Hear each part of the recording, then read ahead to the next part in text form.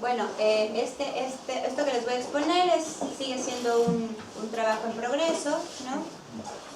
Es lo que he hecho en investigación postdoctoral sobre un tema que proviene sobre todo de la filosofía analítica, ¿no? Es una discusión que ha estado más centrada en ese ámbito, pero que de alguna manera, dado que yo a lo que me he dedicado es aproximaciones más enactivistas, más corporizadas de la cognición, a mí lo que me interesa es traer esta discusión de corte más analítico a una cuestión más corporizada, más embodied, que tenga más repercusiones en el saber práctico, ¿no? Entonces ha sido un poquito un reto, ¿no? Puesto que los que están más familiarizados con la filosofía analítica pues saben que la discusión con la filosofía más, la cognición más analítica, más representacional, más proposicional, con enfoques más corporizados, más ecológicos, extendidos, ¿no? Ahora se les llama los 4E, ¿no? Por este embodied, enactive, extended, me falta una E, ¿verdad? Ecological, ¿no? Entonces, es interesante porque justo empiezas a dar cuenta de cómo hay que hacer ciertas distinciones, ¿no? Que no podemos seguir hablando como del embodied mind, ¿no? Como en términos tan extensos, ¿no? Sino que hay que hacer ciertas distinciones, ver cuáles son las problemáticas que tienen esas mismas aproximaciones y también ver qué tanto se pueden poner a dialogar, ¿no? O sea, yo creo que yo cuando comencé a trabajar con estas aproximaciones tenía una cuestión mucho más panfletaria, ¿no? Era como fundamentalista de embodied mind y defendía a Varela capa y espada, ¿no? Y como que conforme, no sé si es madurez académica, no sé si llamarlo así, pero te vas dando cuenta que a la larga lo que hay que tratar de promover es un diálogo, ¿no? Saber más bien qué tipo de cosas tienen cabida en el otro, ¿no? Qué cosas nos sirven de una y de otra postura y cómo en realidad lo que podemos hacer es ponerlas a dialogar. Entonces es un poquito la idea, ¿no? que tiene esta investigación. Y sin más preámbulo, pues comenzamos. No.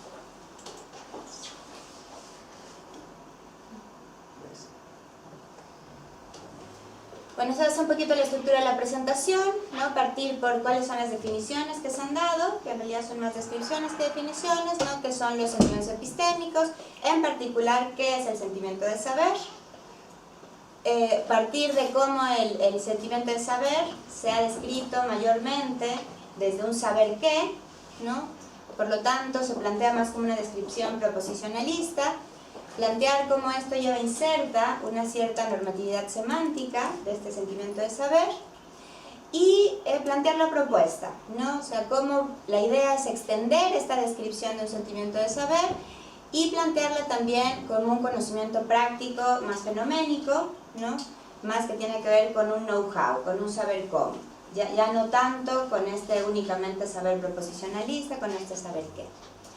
Y pues si existe o no la posible cabida de un acercamiento desde un enactivismo más sensorio-motor. El enactivismo sensorio-motor es el que, más allá del propuesto por Varela, ¿no? Claro que inicia con Varela, pero después se va más hacia una cuestión más metacognitiva, que algunos proponentes son como Alba Noé, como O'Regan, ¿no? O'Regan, y que de alguna manera lo que ha cambiado en este tipo de activismo es que tiene más aterrizaje práctico, ¿no? Se ha utilizado más en la neurobiología, ¿no? Tiene más herramientas neurocientíficas que acompañan, ¿no?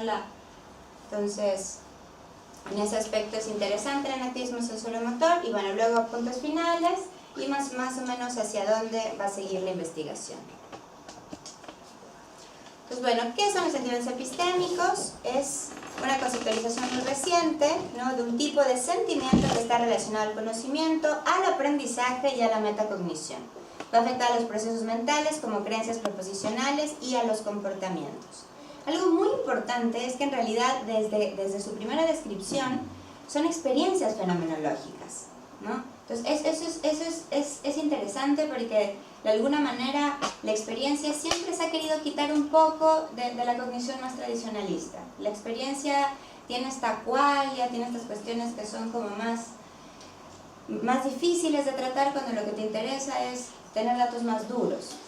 Entonces es interesante que de inicio un sentimiento pues no puedes sacarle la parte experiencial, ¿no? Un sentimiento es una experiencia fenoménica. que tiene un contenido especial y un poder causal sobre los procesos inferenciales, cognitivos y metacognitivos, así como en la generación de experticia. Algunos ejemplos son el sentimiento de saber, de duda, de certeza, de olvido, de confusión, de familiaridad, o el fenómeno punta de la lengua, que es quizás, o sea, el sentimiento de saber y el fenómeno punta de la lengua son quizás los que más se han descrito, que más se han utilizado, ¿no? Pues, ¿alguna vez han tenido una experiencia de fenómeno punta de la lengua? ¿No? Que pues, uno siente que ahí está, ¿no? Ay, esto lo tengo en la punta de la lengua, tip of the tongue, ¿no? Ahí está, ¿no? Entonces, y que justamente es eso, si ustedes describen a sí mismos este fenómeno, es una experiencia fenoménica, que lo sientes en la punta de la lengua y que de alguna manera tiene que ver con los conocimientos que tienes, con lo que has aprendido de la realidad. Pero bueno, hay más, ¿no? O sea, yo el año pasado estuve en París con Joëlle Proust, que es como de las pioneras, que es la que yo creo que más ha trabajado los sentimientos epistémicos, y justamente ya había muchísimos más, o sea, ya había el sentimiento de realidad, el sentimiento de certeza en cuestiones más místicas, ¿no? O sea, como que de alguna manera se está ampliando este cuadro descriptivo, ¿no? La taxonomía va creciendo. Pensando que los sentimientos se consideran experiencias conscientes y fenomenológicas que tienen los agentes vivos en ciertas circunstancias con una atribución evaluadora y que motivan comportamientos de acercamiento o de rechazo. Ya lo que también les quería decir es que aunque es una conceptualización reciente como tal, como sentimiento epistémico, en realidad, por ejemplo, los pragmatistas naturalistas, ¿no? La escuela de Peirce, de Dewey, ya tenían un poco esta idea, ¿no? O sea, de hecho, Peirce tiene una descripción muy bonita del sentimiento de duda, ¿no? Cómo el sentimiento de duda tiene que ver con justo los conocimientos que tenemos del mundo, y él describe cómo ahí siempre va a haber inserto una cuestión muy visceral, ¿no? Cuando tú tienes duda, la duda se apodera de ti, ¿no? Se apodera de tu cuerpo, se apodera de tus vísceras, ¿no? Como respuestas más autonómicas.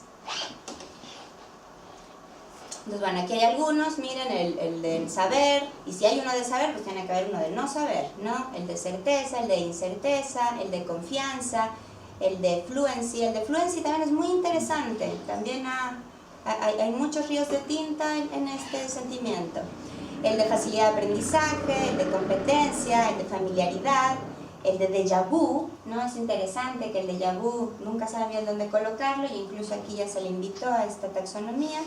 La de la racionalidad y racionalidad, el de correctez, ¿no?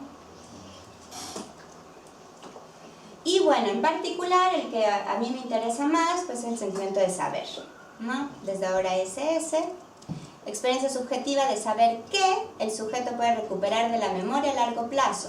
Eso es muy importante, o sea, de alguna manera, siempre el saber que se va a plantear muy vinculado a una memoria a largo plazo, a una memoria semántica. Entonces se plantea como un juicio inferencial por naturaleza, porque se basa en la accesibilidad de información correcta y en las claves que son asequibles de contenido únicamente y puramente declarativo. Es metacognitivo al involucrar mecanismos de monitoreo y control del conocimiento del propio agente que guían y afectan a su comportamiento. Entonces, de una u otra manera, con lo que está jugando el sentimiento de saber es una experiencia que tendría un tipo de contenido más proposicional, ¿no? De creencias que son de dominio específico en términos de aprehensión de la verdad, de acuerdo con las reglas inferenciales correctas, ¿no? Eso es algo sumamente clásico, ¿no? Como una idea de conocimiento muy tradicional, ¿no? Y que además pues tiene correlatos importantes a nivel neurológico, ¿no? O sea, se sabe que es un sentimiento de contenido conceptual porque hay ciertas afasias, la que es la denominada afasia semántica, ¿no? En donde, por ejemplo, ocurre cuando un paciente puede llegar a tener un evento cerebral vascular, un infarto cerebral, y entonces es muy interesante que casi siempre los infartos cerebrales tienen que ver con una arteria en particular, ¿no? La cerebral media. Y esa justamente se va a las áreas del lenguaje, ¿no? Entonces, este tipo de afasia, justo los pacientes que tienen este tipo de afasia, ¿no? Que no pueden comprender las palabras, pues no tiene sentimientos epistémicos, ¿no? Entonces como que se plantea ahí. Lo que también no se ve es que no hay solo un tipo de afasia y, por ejemplo, hay otros tipos de afasia que justo tendrían que ver con otro tipo de conocimientos, ¿no? Hay una amnesia, por ejemplo, que el paciente deja de tener una memoria semántica, deja de tener una memoria declarativa, pero que sigue teniendo una memoria procedimental.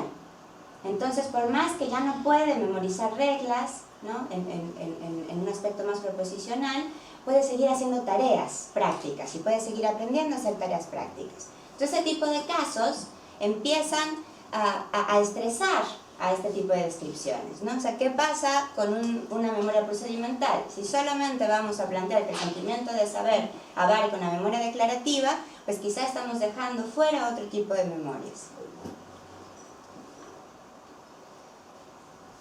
Entonces, de alguna manera empiezan a surgir ciertos problemas con la descripción, ¿no? Se empieza a seguir de una concepción intelectualista que va a privilegiar las operaciones intelectuales sobre otro tipo de operaciones, ¿no? Y aquí apelamos a la discusión un tanto clásica de Ryle, ¿no? Que pues, desde 1949, donde el intelectualismo afirma que el conocimiento del individuo implica operaciones de contenido proposicional. Esto obviamente lo pone en contraparte con el antiintelectualismo, al tratar de contestar si existe un solo tipo de conocimiento. O sea, vamos a plantear que solo tenemos un saber qué, ¿no? Solamente nuestra mente va a actuar a partir de memoria declarativa, a partir de contenidos proposicionales, o pensar que nuestra cognición podría trabajar con otro tipo de conocimientos, ¿no? Y con otro tipo de contenidos. Entonces, el antiintelectualismo es que el concepto de conocimiento práctico tiene clara independencia respecto al conocimiento proposicional o teórico. Saber cómo hacer algo no es solo tener creencias correctas acerca de cómo hacerlo, sino que es una capacidad o una disposición para actuar según una serie de reglas prácticas. Ahí obviamente también hay un montón de discusiones, ¿no? Si es una disposición, si más bien es una forma de habilidad, si es una capacidad, ¿no? O sea, ese tipo de conceptos, cuál de todos es, ¿no? Pero bueno, en términos prácticos para nosotros, pues saber cómo andar en patines, por ejemplo, no consiste en saber que los patines son así o asá, o tener determinadas creencias sobre la forma de conducir patines. Lo que distingue al que sabe cómo y el que no sabe cómo es la acción. El que sabe cómo puede hacerlo y el que no sabe no puede hacerlo. Y aquí obviamente también son muchos otros los factores que se pueden tomar en cuenta. O sea, lo interesante es saber cómo, por lo que también atrae mucho posturas más corporizadas a la cognición, más ecológicas, es precisamente por eso, ¿no? O sea, por ejemplo, los affordance, ¿no? Esta idea gibsoniana, donde dependiendo cuáles son las habilidades de un cuerpo, va a interactuar de un modo distinto con lo que hay en el mundo, ¿no? Entonces, esto es un poco eso, o sea, el que, por ejemplo, una persona que no tiene piernas, pues cuando ve una escalera, no se le va a ocurrir subir la escalera, no va a tener como esa habilidad sensoriomotora para subir la escalera. En cambio, una persona que tiene piernas y manos, pues es más fácil que cuando ve una escalera, de alguna manera el affordance, ¿no? Lo que le proporciona ese medio, va a ser más estabilidad sensoriomotora de poder subir las escaleras. Entonces, por eso, de alguna manera, todas estas posturas corporizadas, ecológicas, extendidas, en activistas, están mucho más del lado del antiintelectualismo, ¿no? De reconocer un saber práctico, quizá incluso que es previo al saber qué, ¿no? O sea, pensar que en realidad la memoria declarativa es algo que se forja mucho tiempo después. O sea, cuando un bebé nace, no tiene saber qué, no tiene proposicionalidad como tal. Lo que tiene es eso, es un saber cómo, va cada vez adquiriendo mayores destrezas, ¿no? Entonces, eso empieza a dar más peso a esa idea, ¿no? A la importancia de estas etapas ontogenéticas a tomar en cuenta cuando lo que queremos es entender cómo funciona la cognición, y sí que fue primero, ¿no? O sea, realmente vamos a pensar que el lenguaje es lo que impera sobre todo, o no, ¿no? O quizás es un lenguaje, pero justamente que va posterior a adquirir ciertas habilidades y ciertas destrezas. Entonces, bueno, la propuesta es describir un tipo de sentimiento de saber cómo, ¿no? Pero ahí hay que hacer otro tipo de distinción, ¿no? Porque ahí sí también hay cuestiones bien interesantes en la literatura. Por un lado está la realización de una acción mental, ¿no? Como una habilidad mental, por ejemplo, como hacer una suma, ¿no?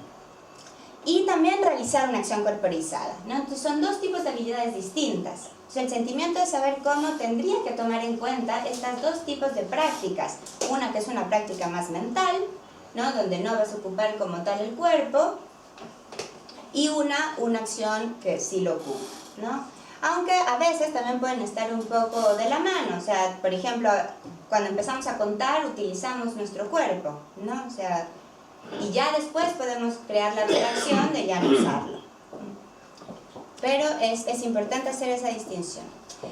Y que este sentimiento de saber cómo está relacionado con aspectos de conocimiento no declarativo, más bien con una disposición para actuar siguiendo un conjunto de reglas que vienen de tus habilidades corporales, justo, de dependiendo cómo estás constituido, de dependiendo qué tipo de experiencias y aprendizajes motores has tenido, va a ser diferente este tipo de saber cómo que tengas. Por lo tanto, tienen un contenido distinto y lo que yo considero es que son contenidos motores que no son proposicionales. Esto también te pone en posturas como las de Hatha, ¿no? Que habla de contenidos, incluso él habla de no contenidos, ¿no? Pero refiriéndose justo a esta idea de un contenido que ya no es proposicional, sino que tiene otro tipo de elementos. Entonces, el sentimiento de saber cómo se recupera desde distintos tipos de memoria y, por lo tanto, deja de ser inferencial por naturaleza. Puede llegar a ser inferencial, ¿no? O sea, yo creo que algo que es importante es justo ya no ser fundamentalista y no creer que entonces no, si ya hay una regla inferencial declarativa, entonces ya no sirve, ¿no? O sea, por ejemplo, alguien puede jugar fútbol, ¿no? Y pues tienes grandes habilidades prácticas, ¿no? Pero también sigues reglas, ¿no? Reglas que están consensuadas intersubjetivamente y son los dos tipos de conocimiento, ¿no? O sea, como que tampoco hay que pensar que solo es un tipo de conocimiento u otro tipo de conocimiento, sino que va a haber momentos en donde ambos conocimientos están dialogando y están juntos. Pero lo que también es interesante es eso, que empezamos a pensar que hay distintos tipos de memoria, ¿no? Ya no solamente vamos a pensar una memoria a largo plazo, que únicamente tiene contenido semántico, sino que hay otros tipos de memoria, ¿no? Las claves para provocar el sentimiento de saber cómo derivan de experiencias automáticas o automatizadas posteriormente y corporizadas de aprendizaje consensuado y de las interacciones entre el cuerpo y el mundo, más que únicamente del contenido del pensamiento. A partir de esas habilidades es que puede calibrarse el sentimiento de saber cómo en las normas epistémicas prácticas. Entonces, por un lado tenemos la acción mental, ¿no? Una habilidad de calcular, de recordar un nombre, o por otro lado tenemos la habilidad corporizada, que es como andar en patines, aprender a caminar, ¿no? Pero también tenemos cuestiones más automáticas, como la cuestión de la postura, ¿no? La postura es una cuestión que tenemos, que damos poca cuenta de ella, pero en realidad a partir de la postura es que podemos pues patinar, caminar, bailar, ¿no? Y pues esto lleva a la necesidad de escribir otros tipos de memoria, ¿no? Tenemos programas motores, ¿no? Que de alguna manera se van coarticulando, ¿no? Los adultos van a tener programas motores mucho más desarrollados, mucho más masterizados, ¿no? Como hay mucha mayor generación de expertise en ellos. Pero, por ejemplo, un bebé que empieza a caminar, ¿no? Pues obviamente apenas va haciendo este tipo de programas motores y que justamente esto lo que trata de hacer es borrar completamente la dualidad, ¿no? O sea, ya no se trata de una mente y un cuerpo por separado, sino que siempre van a estar en conjunto, ¿no? O sea, de una u otra manera, cuando tú estás aprendiendo a mover tu cuerpo, pues también tienes un bucle, ¿no? Que tiene que ver con habilidades de alto nivel, pero también con habilidades de bajo nivel, y que también tiene que ver con el lugar en donde estés. O sea, nunca hay que olvidarnos del entorno ecológico. De una u otra manera, los chilenos caminan distinto como caminan los mexicanos, y los mexicanos caminan distinto de como caminan los chinos. O sea, dependiendo también el entorno cultural en el que te mueves, en el que actúas, es que va a haber distintas formas también en que tú vas adquiriendo tus habilidades.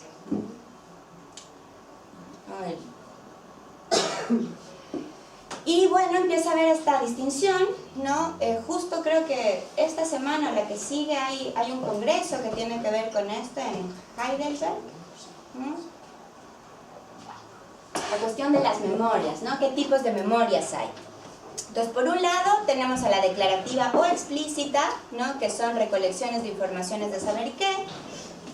Pero tenemos la implícita. La implícita no la dijo ahora Fuchs en el 2015, la implícita la mencionó Merleau-Ponty, ¿no? En los 70s, en 1970, él empieza a plantear esta idea de una memoria implícita, ¿no? Que como a través de la repetición y entrenamientos largos se va desarrollando un hábito, ¿no? Habilidades de patrones corporizados que van formando un saber cómo que se termina volviendo tácito, ¿no? Eso como una postura, como saber agarrar, ¿no? Como acomodar el cuerpo, ¿no? Cuestiones en las que uno incluso si reparas en ellas puede ser que te equivoques, ¿no? Como al bajar una escalera, ¿no? Que si te pones a pensar en que estás bajando la escalera y que estás poniendo primero que lo otro, es probable que te tropieces, ¿no? O sea, como que... Entonces, hay un montón de esta memoria implícita que se vuelve tácita. Y la implícita, Fuchs la separa en 3 tipos más: en la procedimental, que serían como tal las facultades sensoriomotoras que crean habilidades, patrones corporales y automatizaciones; la contextual, que tiene que ver con los patrones de movimiento consensuado; la incorporativa, que tiene que ver con cuestiones más imitativas, ¿no? Todas estas discusiones también que hay de las neuronas espejo alrededor del aprendizaje motor, ¿no? Cómo vas adquiriendo el lenguaje, si el lenguaje se adquirió primero a través de la motricidad o directamente de lo proposicional. Y la traumática también es una cuestión interesante porque tiene que ver con lesiones que has tenido, ¿no? La gente, no sé si alguno de ustedes alguna vez tiene una lesión, y cómo a partir de que tienes la lesión es como si quedara una huella, ¿no? De la lesión en tu cuerpo, ¿no? O sea, como que cambias incluso tus posturas, siempre queda ahí como esa huella corporal del trauma que tuviste. Entonces, esto es lindo porque además empiezas a meter realmente al cuerpo, ¿no? O sea, muchas veces el problema que tienen estos enfoques corporizados es que siguen, o sea, sí, está bonito y vive el cuerpo, pero luego muchas veces el cuerpo se reduce a un área cortical, motora, que se activa, ¿no?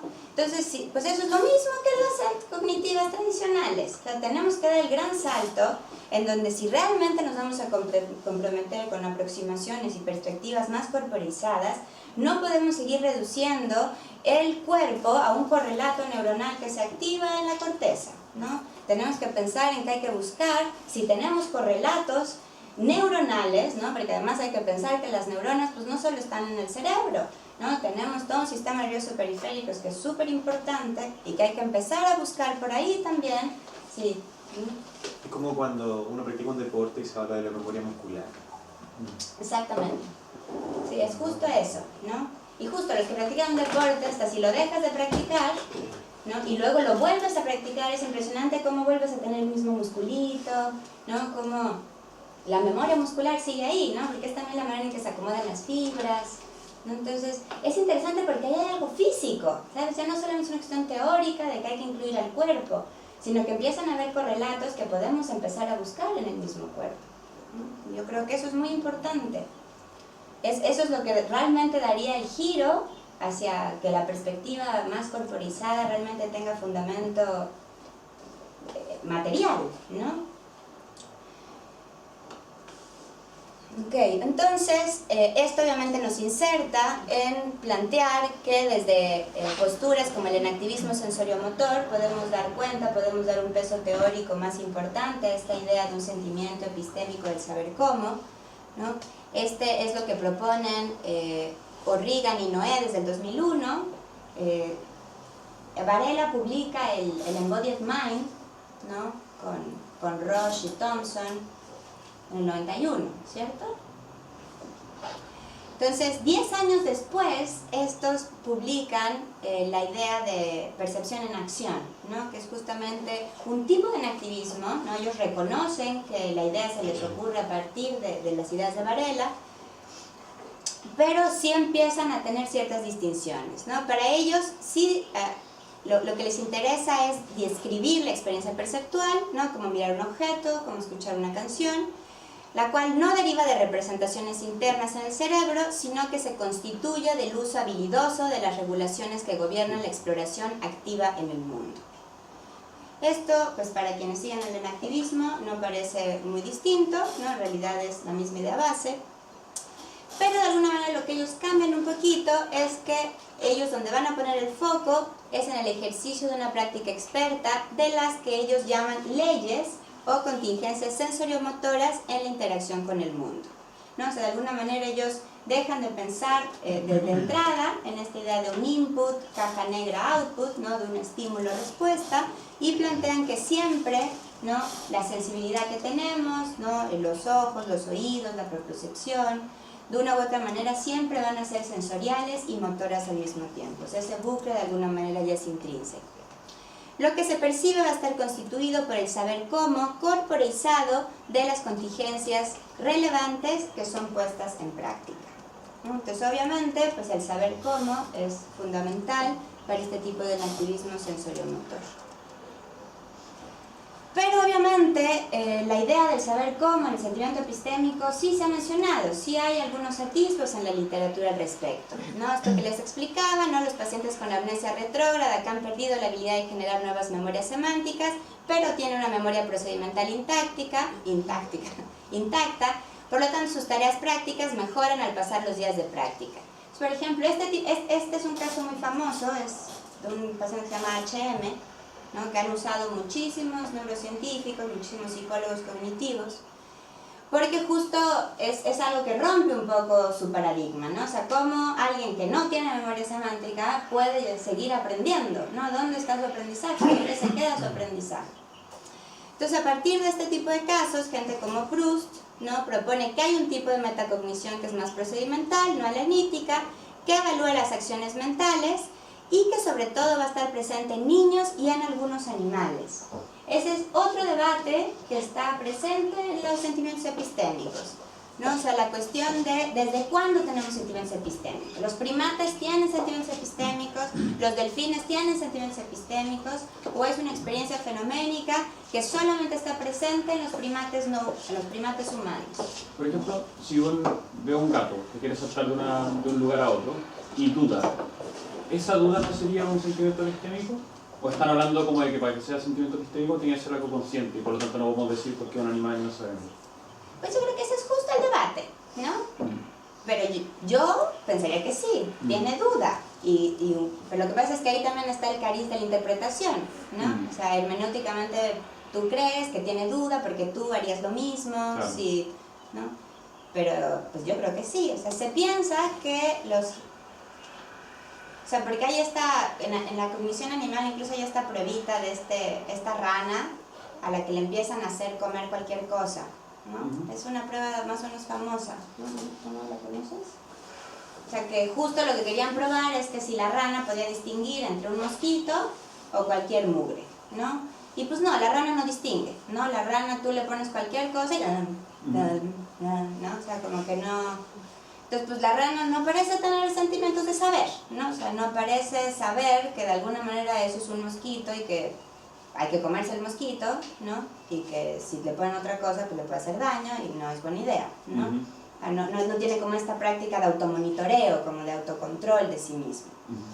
Pero los delfines, por ejemplo, parecen tener muchísima metacognición, ¿no? En este aspecto procedimental. Sí, y esa es una última preguntita, como metacognición procedimental en ese caso tendría que ver con un sentimiento de saber cómo, una analogía, es lo mismo.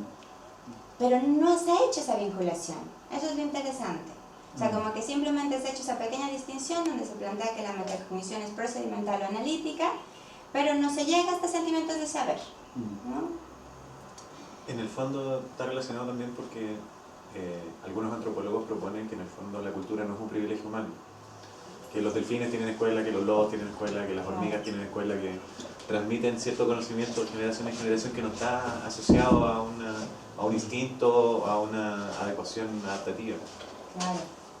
Uy, seguramente es cierto, ¿no? No, o sea, yo creo que la cuestión de la cultura animal, quizá el problema que tienen es que tienen muy cortos sus periodos neoténicos, ¿no? O sea, a la larga, porque de que hay innovación, ¿no? Que están los famosos casos de la chita que lava patatas, ¿no? De la macaca japonesa, ¿no? Pero pues siguen lavando papas, ¿no? O sea, no es que hayan lavado otra cosa, no es que en la práctica le hayan puesto una hierbita extra para que se lave mejor, ¿no? O sea, como que se tardan mucho más tiempo esa innovación, ¿no? Como que quizá en no sé cuántas generaciones, pues ya le agregan una hierbita extra, qué sé yo. O sea, la cuestión con los humanos es eso, que pues sí seguimos innovando, ¿no? O sea, pareciera que nuestros dos neotenios son mucho más amplios, ¿no? Y durante toda la vida quizá, ¿no? Pero bueno, esa a mí también es una rama que me interesa mucho, ¿no? O sea, qué tanto los animales, ¿no? Los primates no humanos u otros mamíferos u otros animales tienen este tipo de metacognición, ¿no? Porque aparte justo sería un saber cómo, ¿no? No sería desde un saber qué, sino justamente desde esta cuestión más procedimental, ¿no? Más práctica. Entonces, bueno, Proust plantea eso, Dawkins también, ¿no? Que la metacognición procedimental como una habilidad práctica que manipula representaciones automatizadas,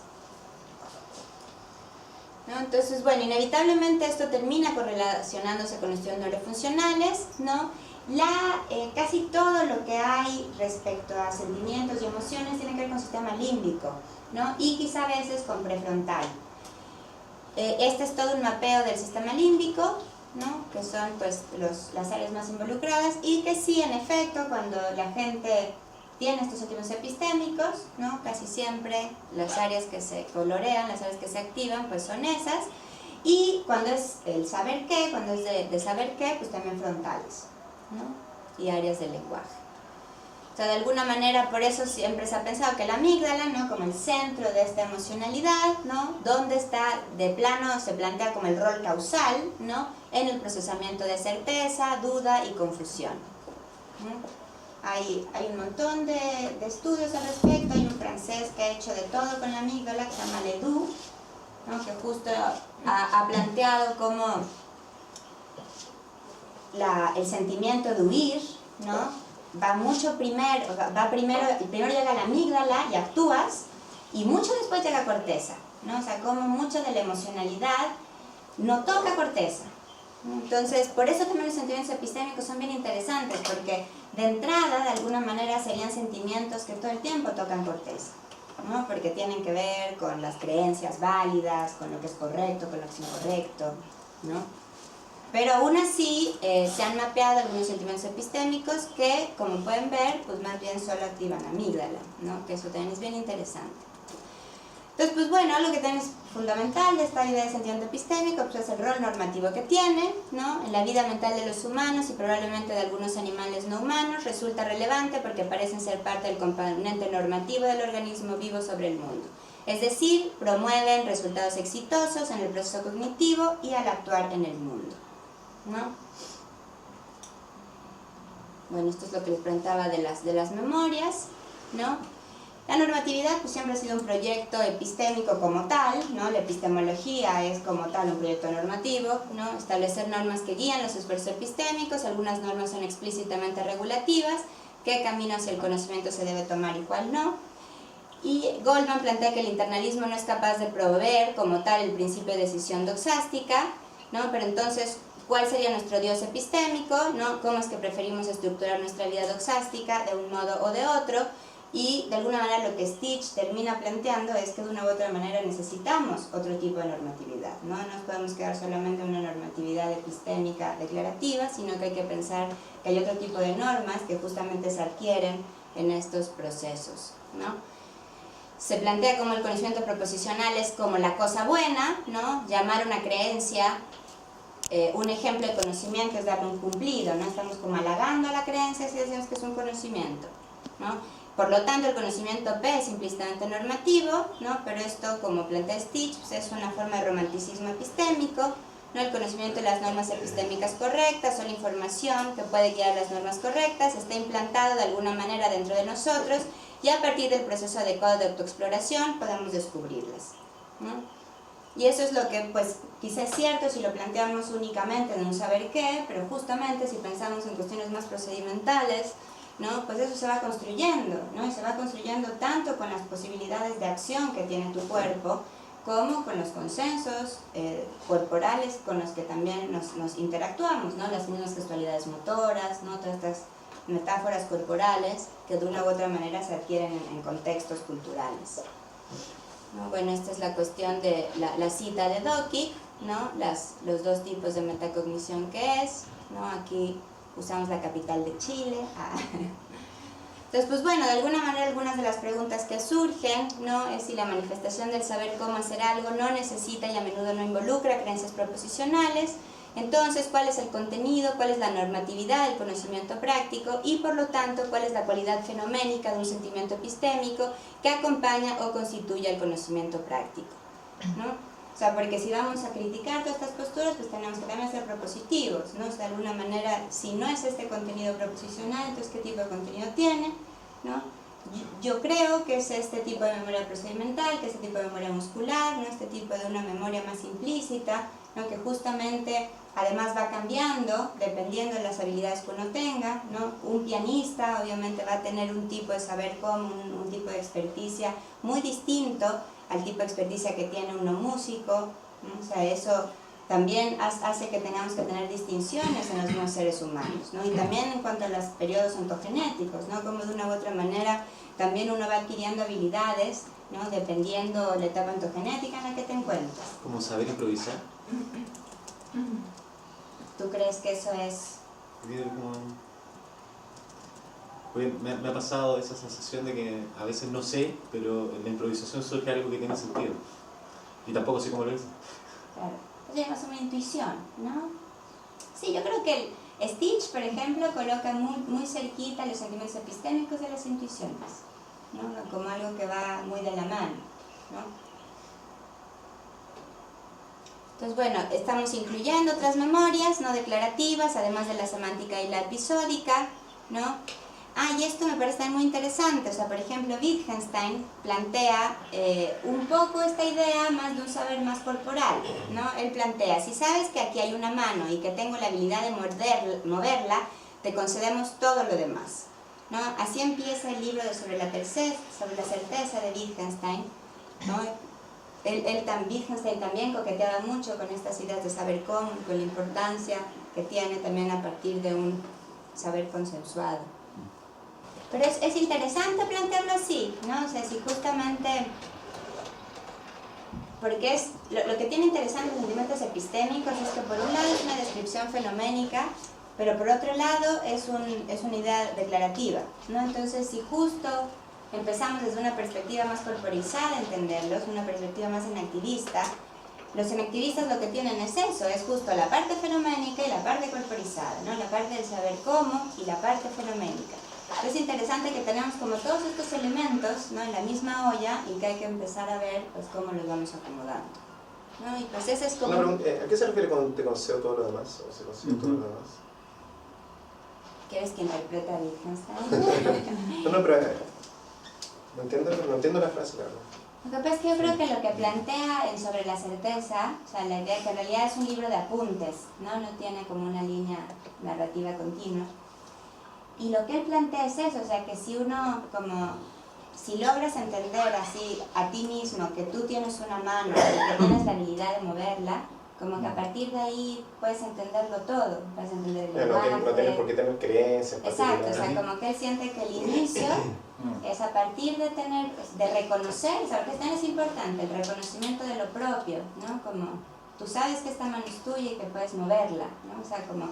Y no es cualquier cosa, ¿no? O sea, como no plantear que eso es una nimiedad, o sea, el saber que tienes una mano y que puedes moverla es el inicio del conocimiento, ¿no? Eso es un poco como, yo no sé, así lo interpreto yo. A mí me recuerda otra cosa que puede parecer no tener relación, cuando Arquímedes dice, dame una palanca que moverá el mundo.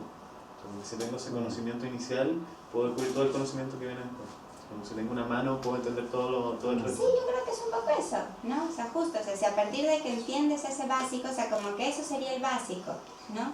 Pues un poco lo que platicábamos hoy, ¿no? O sea, como esta idea de que quizá el conocimiento práctico es lo propiamente humano, ¿no? O sea, el poderte reconocer a ti mismo moviéndote en el mundo, ¿no? Y generando habilidad y hacerlo cada vez como más experto y etcétera, pues es lo que nos podría distinguir en realidad de otras especies, ¿no? Y pues bueno, obviamente esta es un poco la idea, ¿no? Plantear cómo los sentimientos de saber tienen que tomar elementos de todas partes, ¿no? Tampoco se trata de negar la importancia de las neurociencias, por supuesto que son importantísimas, tener es una súper herramienta metodológica, el poder mapear cuáles son las zonas que se activan, ¿no? Qué tipo de zonas implican qué cosas, es sumamente relevante, ¿no? Pero también no hay que olvidarnos de ese maravilloso sistema nervioso periférico, ¿no? Yo creo que por un error metodológico, ¿no? Porque los cerebros eran muy incómodos con cola, con médula espinal, se cortó esa cola, pero al cortar esa cola, pues cortamos también todo el cuerpo, ¿no? Entonces yo creo que sí hay que, ahí es donde también yo creo que hay que meterle mucho a la investigación como de nuevas neurociencias, ¿no? De cómo metemos el sistema nervioso periférico, cómo lo estudiamos, ¿no?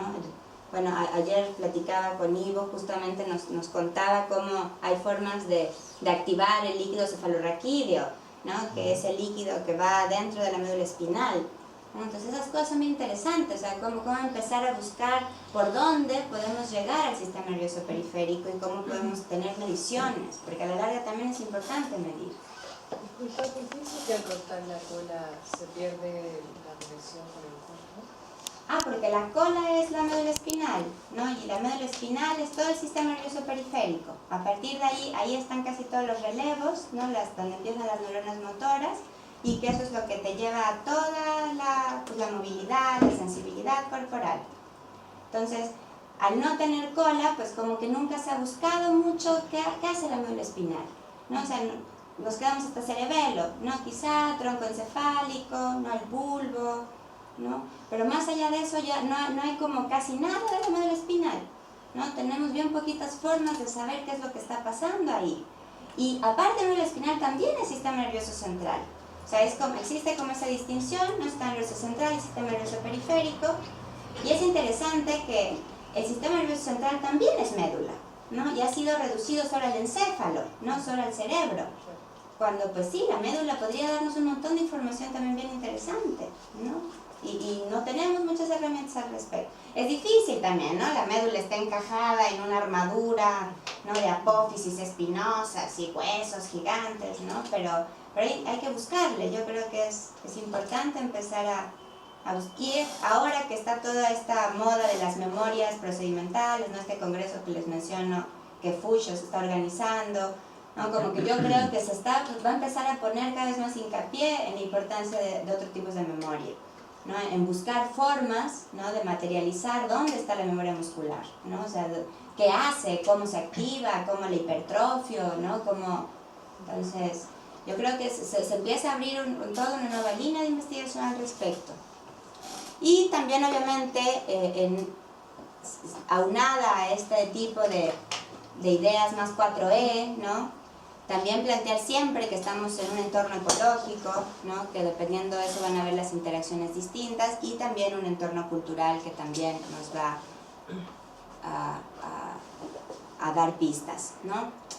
Entonces, pues de alguna manera el marco epistémico y corporizado y situado a la cognición planteo como un punto de partida que la gente adquiere conocimientos prácticos y también proposicionales al interactuar con el entorno, ¿no? Eso es lo que también les digo, ¿no? Ya no se trata de estar peleados con el otro paradigma, ¿no? Sino que también, por supuesto, que vamos a plantear que pues, proposicionalidad existe, ¿no? Estoy hablando con ustedes, ¿no? O sea, como que de una u otra manera tampoco podemos plantear que los enfoques corporizados y situados solamente son prácticos, ¿no? O sea, también son proposicionales.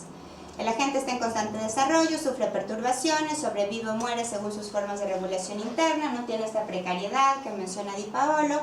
El agente interactúa de manera práctica de acuerdo a ciertos objetivos o normas dentro de un ambiente específico. Porque eso también es importante, o sea, el sentimiento epistémico práctico también va a tener normas, ¿no? No se trata de que es una cuestión sin normas, también hay cosas que haces de manera correcta y que tú sientes que lo estás haciendo de manera correcta o que no, ¿no? Hay toda esta cuestión de la arrogancia epistémica, ¿no? Que tiene que ver con gente que cree que hace las cosas bien, pero que no las hace bien, ¿no? Que yo creo que tiene que ver también con sentimientos epistémicos, ¿no? O sea, con que tú muchas veces sientes que sabes cómo hacerlo, pero a la mera hora no sabes cómo hacerlo, ¿no? Hay un artículo bien interesante de unos montañistas, de unos escaladores, muchas gracias, que justamente hubo un error ahí porque el líder del grupo sentía que era el mejor escalador del mundo y se lleva a un grupo a escalar y no lo logró, ¿no? O sea, todo el mundo regresó lesionado porque en realidad pues tenía un sentimiento epistémico erróneo, ¿no? Él no sabía cómo hacer las cosas en realidad y sentía que sí lo sabía, ¿no? Una pregunta. Entiendo en ese ejemplo de escalar, por ejemplo, que se llama procedimental. Procedimental. Pero en la duda, ¿por qué sería lo mismo? ¿Por qué la duda sería Procedimental. Eso, procedimental, gracias. La duda, ¿por qué sería procedimental?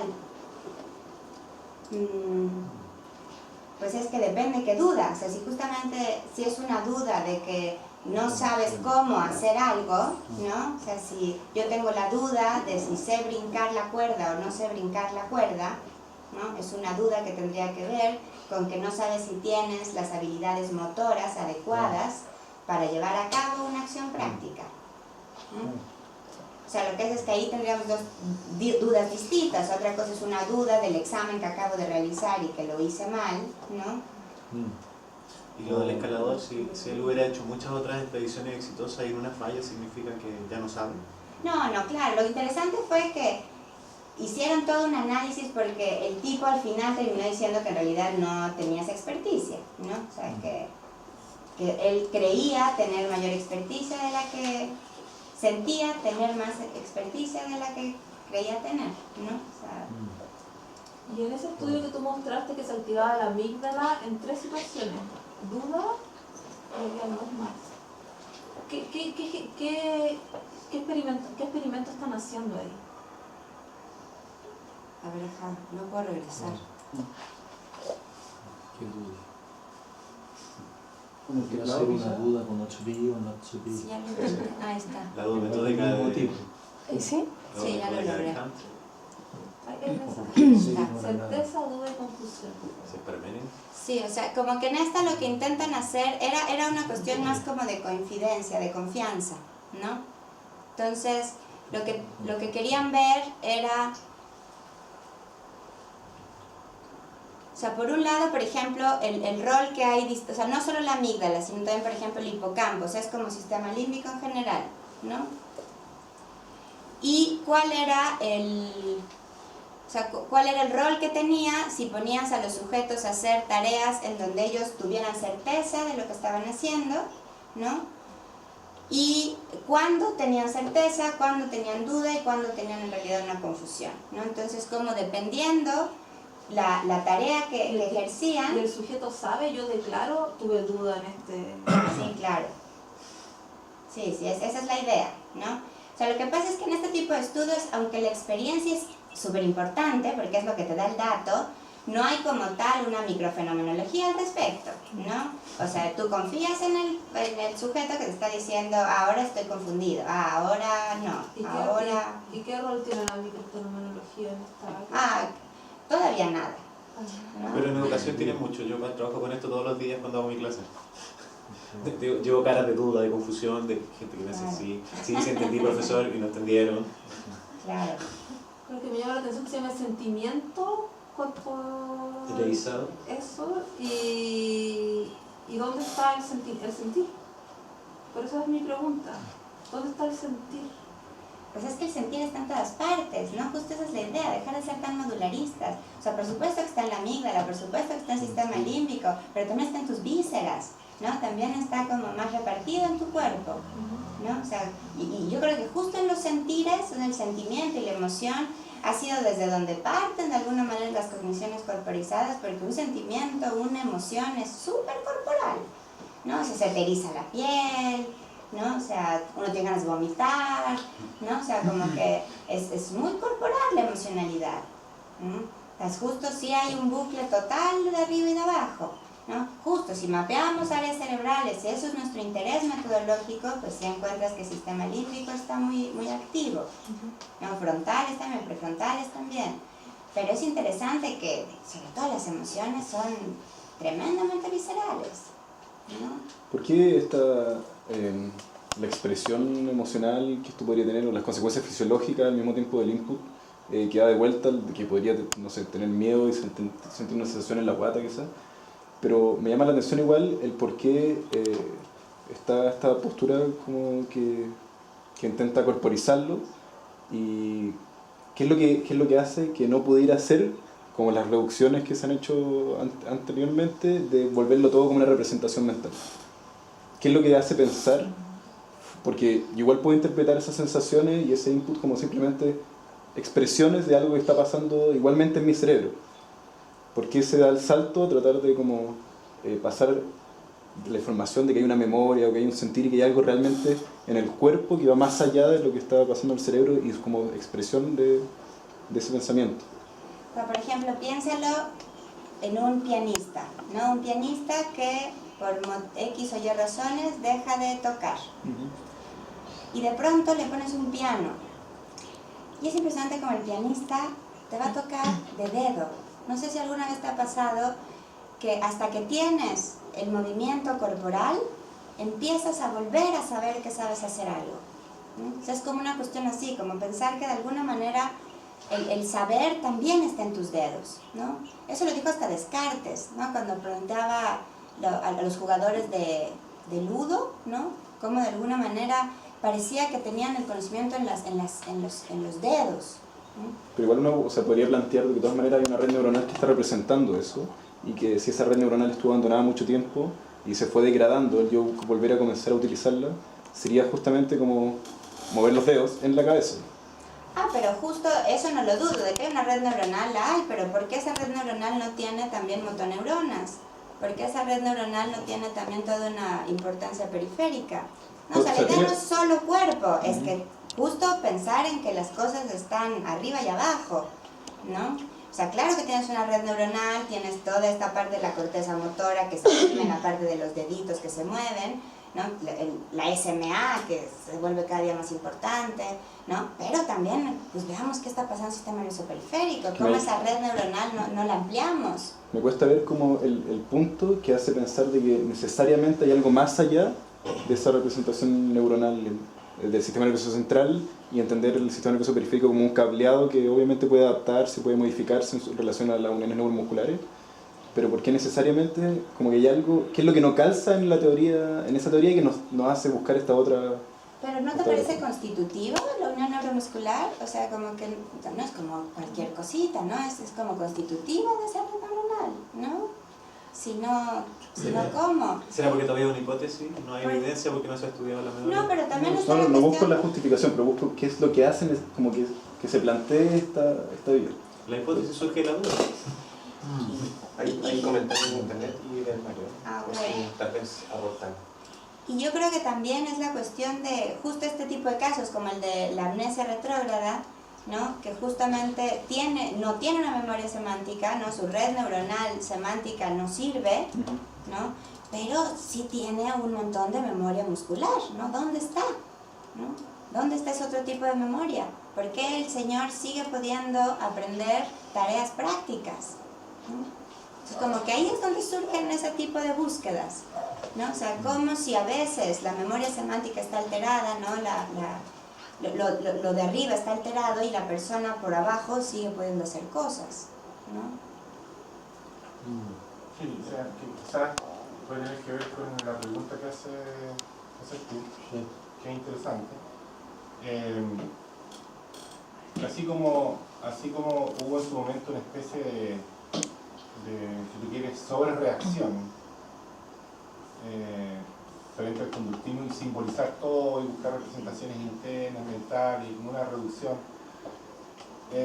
También quizás en alguna medida los movimientos corporalizados surgen como una reacción y a veces como una sobrereacción. ¿En qué sentido? Que toda vez que esté el cuerpo, o toda vez que hay un cuerpo, va a ser interesante desde el punto de vista empírico saber qué está pasando ahí. Y en ese sentido, cuando haya un cuerpo, uno podría decir, en este caso es constitutivo, la corporalidad o lo que esté pasando ahí de lo que yo llamo conocer. Es constitutivo. Pero eso a veces se interpreta, yo he visto por ejemplo en O'Regan, en Noy, las discusiones con Ned Block, se lleva una cuestión de principio filosófico. Porque hay conocimiento solo si hay contingencia sensorio-motora. Y no necesariamente, porque si bien cuando hay corporalidad eso probablemente hay que tomarlo muy en cuenta, también desde el punto de vista estrictamente filosófico, en principio uno podría, o sea, se puede tener conocimiento sin ninguna corporalidad, o en desconexión completa con lo que llamamos corporalidad. O sea, un cerebro funcionando, indemne, con todas sus capacidades, y sin ningún correlato corporal, por una patología, no importa la plausibilidad fisiológica de la cosa, pero en principio filosófico. No, pero como experimento mental. Claro, claro. ¿Y qué casi te está refiriendo Stephen Hawking? Por eso digo... Stephen Hawking caminó. Por eso digo, del punto de vista empírico, el punto está concedido. Cuando hay corporalidad, bueno, que es importante ver qué está pasando ahí, incluso lo puedo plantear como constitutivo del saber o del conocer. Pero eso no implica el punto filosófico, definicional, hablar de los conceptos, de que el conocimiento sea corporal. Porque en principio también, uno podría decir, creo que va por el punto, lo que tú preguntabas, ¿no? ¿Dónde está el punto forzoso de justificación filosófica de que no se puede reducir? Y en principio sí se podría reducir. Pero eso no obsta, no daña tampoco el proyecto corporizado. ¿No? O sea, a lo que voy. La causa de la corporización, de la cognición y todo este programa de meditación puede andar muy bien sin necesidad de pelearla al nivel filosófico del principio, es decir, conocer es corporizado. No, se puede decir, ¿cierto? El conocer cuando hay un cuerpo tiene que contemplar el cuerpo. Pero también podría darse el caso, no tiene ninguna contradicción filosófica, ¿cierto? Que yo reconozca estatus epistémico, probablemente sentimientos no habría que ver, pero estatus epistémico en algo que está muy reducido, porque el cerebro es conectado de todo. Y eso no, o sea, reconocer eso no dañaría el proyecto corporizado de mi visión. Claro. O sea, no está el punto. Lo que él preguntaba, creo que la teoría corporizada no lo da. No da la justificación de que no se puede reducir. Pero sí da una cosa muy importante, cuando el cuerpo está, y toda vez que esté, pues hay que investigarlo. ¿Qué pasa? Una pregunta en internet Hay también. Un poco más. ¿Puedes leerla en voz alta para...? En el proceso de cefalización de los ganglios a un nódulo central llamado cerebro, ¿hay evidencia alguna de la existencia de duda en esos ganglios en el sistema nervioso periférico en animales más simples y no tan complejos como los primates superiores? No entiendo si es pregunta o Es como lo del afirmación. gato. Si el gato tenía dudas. Una pregunta. En el proceso de cefalización de los ganglios a un nódulo Pregunta, central sí. llamado cerebro, ¿hay evidencia alguna de la existencia de duda en esos ganglios en el sistema nervioso periférico en animales más simples y no tan complejos como los primates superiores? Claro, que tan abajo se puede llegar para encontrar el sentimiento de duda. No lo sé. No lo sé. No, o sea, lo único que yo he visto de sentimientos epistémicos en animales tiene que ver justo con primates, con delfines, ¿no? Y este experimento famoso de la rana, pero que justamente ni siquiera tenía un conocimiento de lo que estaba ingiriendo, entonces dudo mucho que quizá tuviera duda, ¿no? Pero la verdad no lo sé. Gracias por la pregunta. Acá había Sí, respecto a lo que tú planteabas, ¿cuál es tu nombre? Claudio. Claudio. Respecto a por qué sería inválida una postura reduccionista a las representaciones mentales. Yo creo que hemos hecho experimentos, más bien en aula que en laboratorio, en las cuales uno tiene como evidencias que podrían ayudar a falsificar una posición reduccionista última. Y se nota, por ejemplo, cuando alguien tiene un problema conceptual, en el que tiene un montón de representaciones jugando y tiene la posibilidad de actuarlo corporalmente.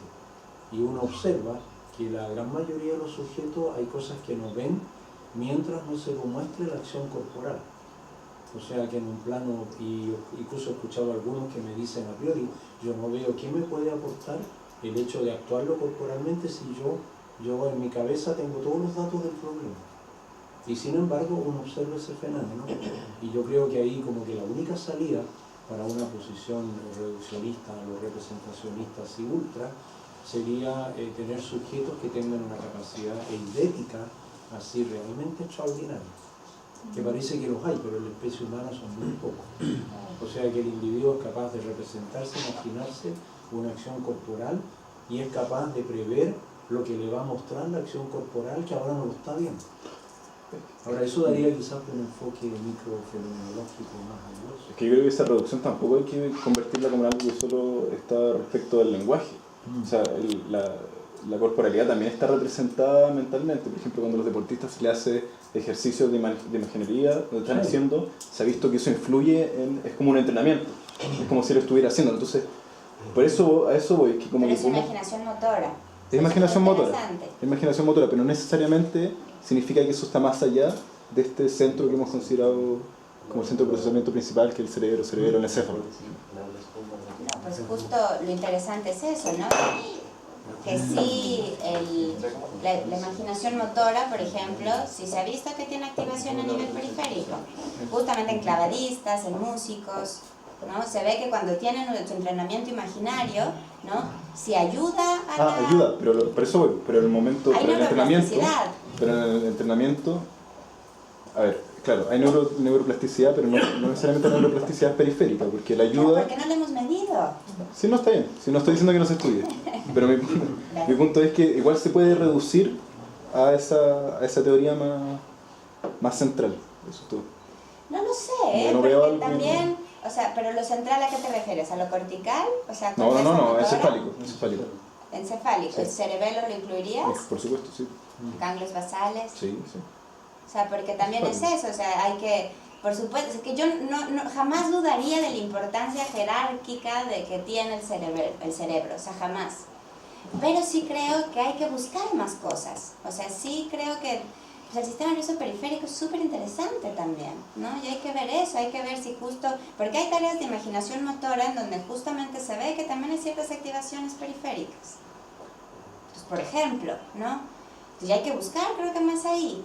Yo sí, es que yo no sé si estoy de acuerdo contigo, Mario, porque yo sí creo que el conocimiento también tiene que tomarse en cuenta o sea, no como una cuestión de que existe ya, ¿no? O sea, el conocimiento tiene toda una historia de acoplamiento previo, ¿no? Si no hay una historia de acoplamiento con el mundo, no tienes conocimiento. ¿Cómo puedes tener un conocimiento proposicional si previamente no tuviste una interacción motora con el mundo? ¿No? O sea, por ejemplo, esos experimentos mentales como el Lockett-In Syndrome, ¿no? Sujetos encerrados, ¿no? Que pues ya no tienen ninguna sistema nervioso periférico, no tienen ni siquiera, ¿no? Tremendamente alto, pero tuvieron toda una vida previa de interacción con el mundo, ¿no? Yo no sé si un bebé que nace sin mover el cuerpo tendría conocimiento, ¿no? O sea, como que es otro experimento mental, ¿no? No lo vamos a hacer, no vamos a quitarle la médula a un feto, ¿no? Pero no lo sé, o sea... Perdón. A mí hay algo que me cuesta entender un poco y que creo que es como transversal a lo que usted habla. Me voy a colgar un poco de tu experimento mental y que tiene que ver con lo que acabas de decir. Dice que o sea, en el fondo el cerebro solo, sin cuerpo, ¿cierto?, podría tener conocimiento. Y yo te digo, claro, pero lo que pasa es donde, si tú dices que eso, y tú me dices, no tenemos por qué pensar que esto sea plausible fisiológicamente, ¿ya?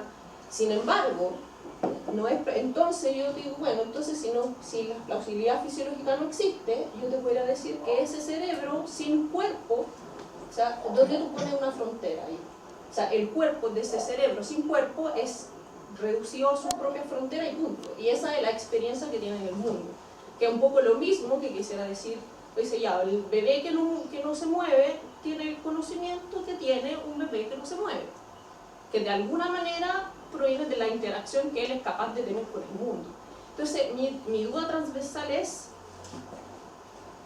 cómo diferencian en este tipo de preguntas, ¿cierto?, lo que es una experiencia, ¿cierto?, de lo que es otra experiencia.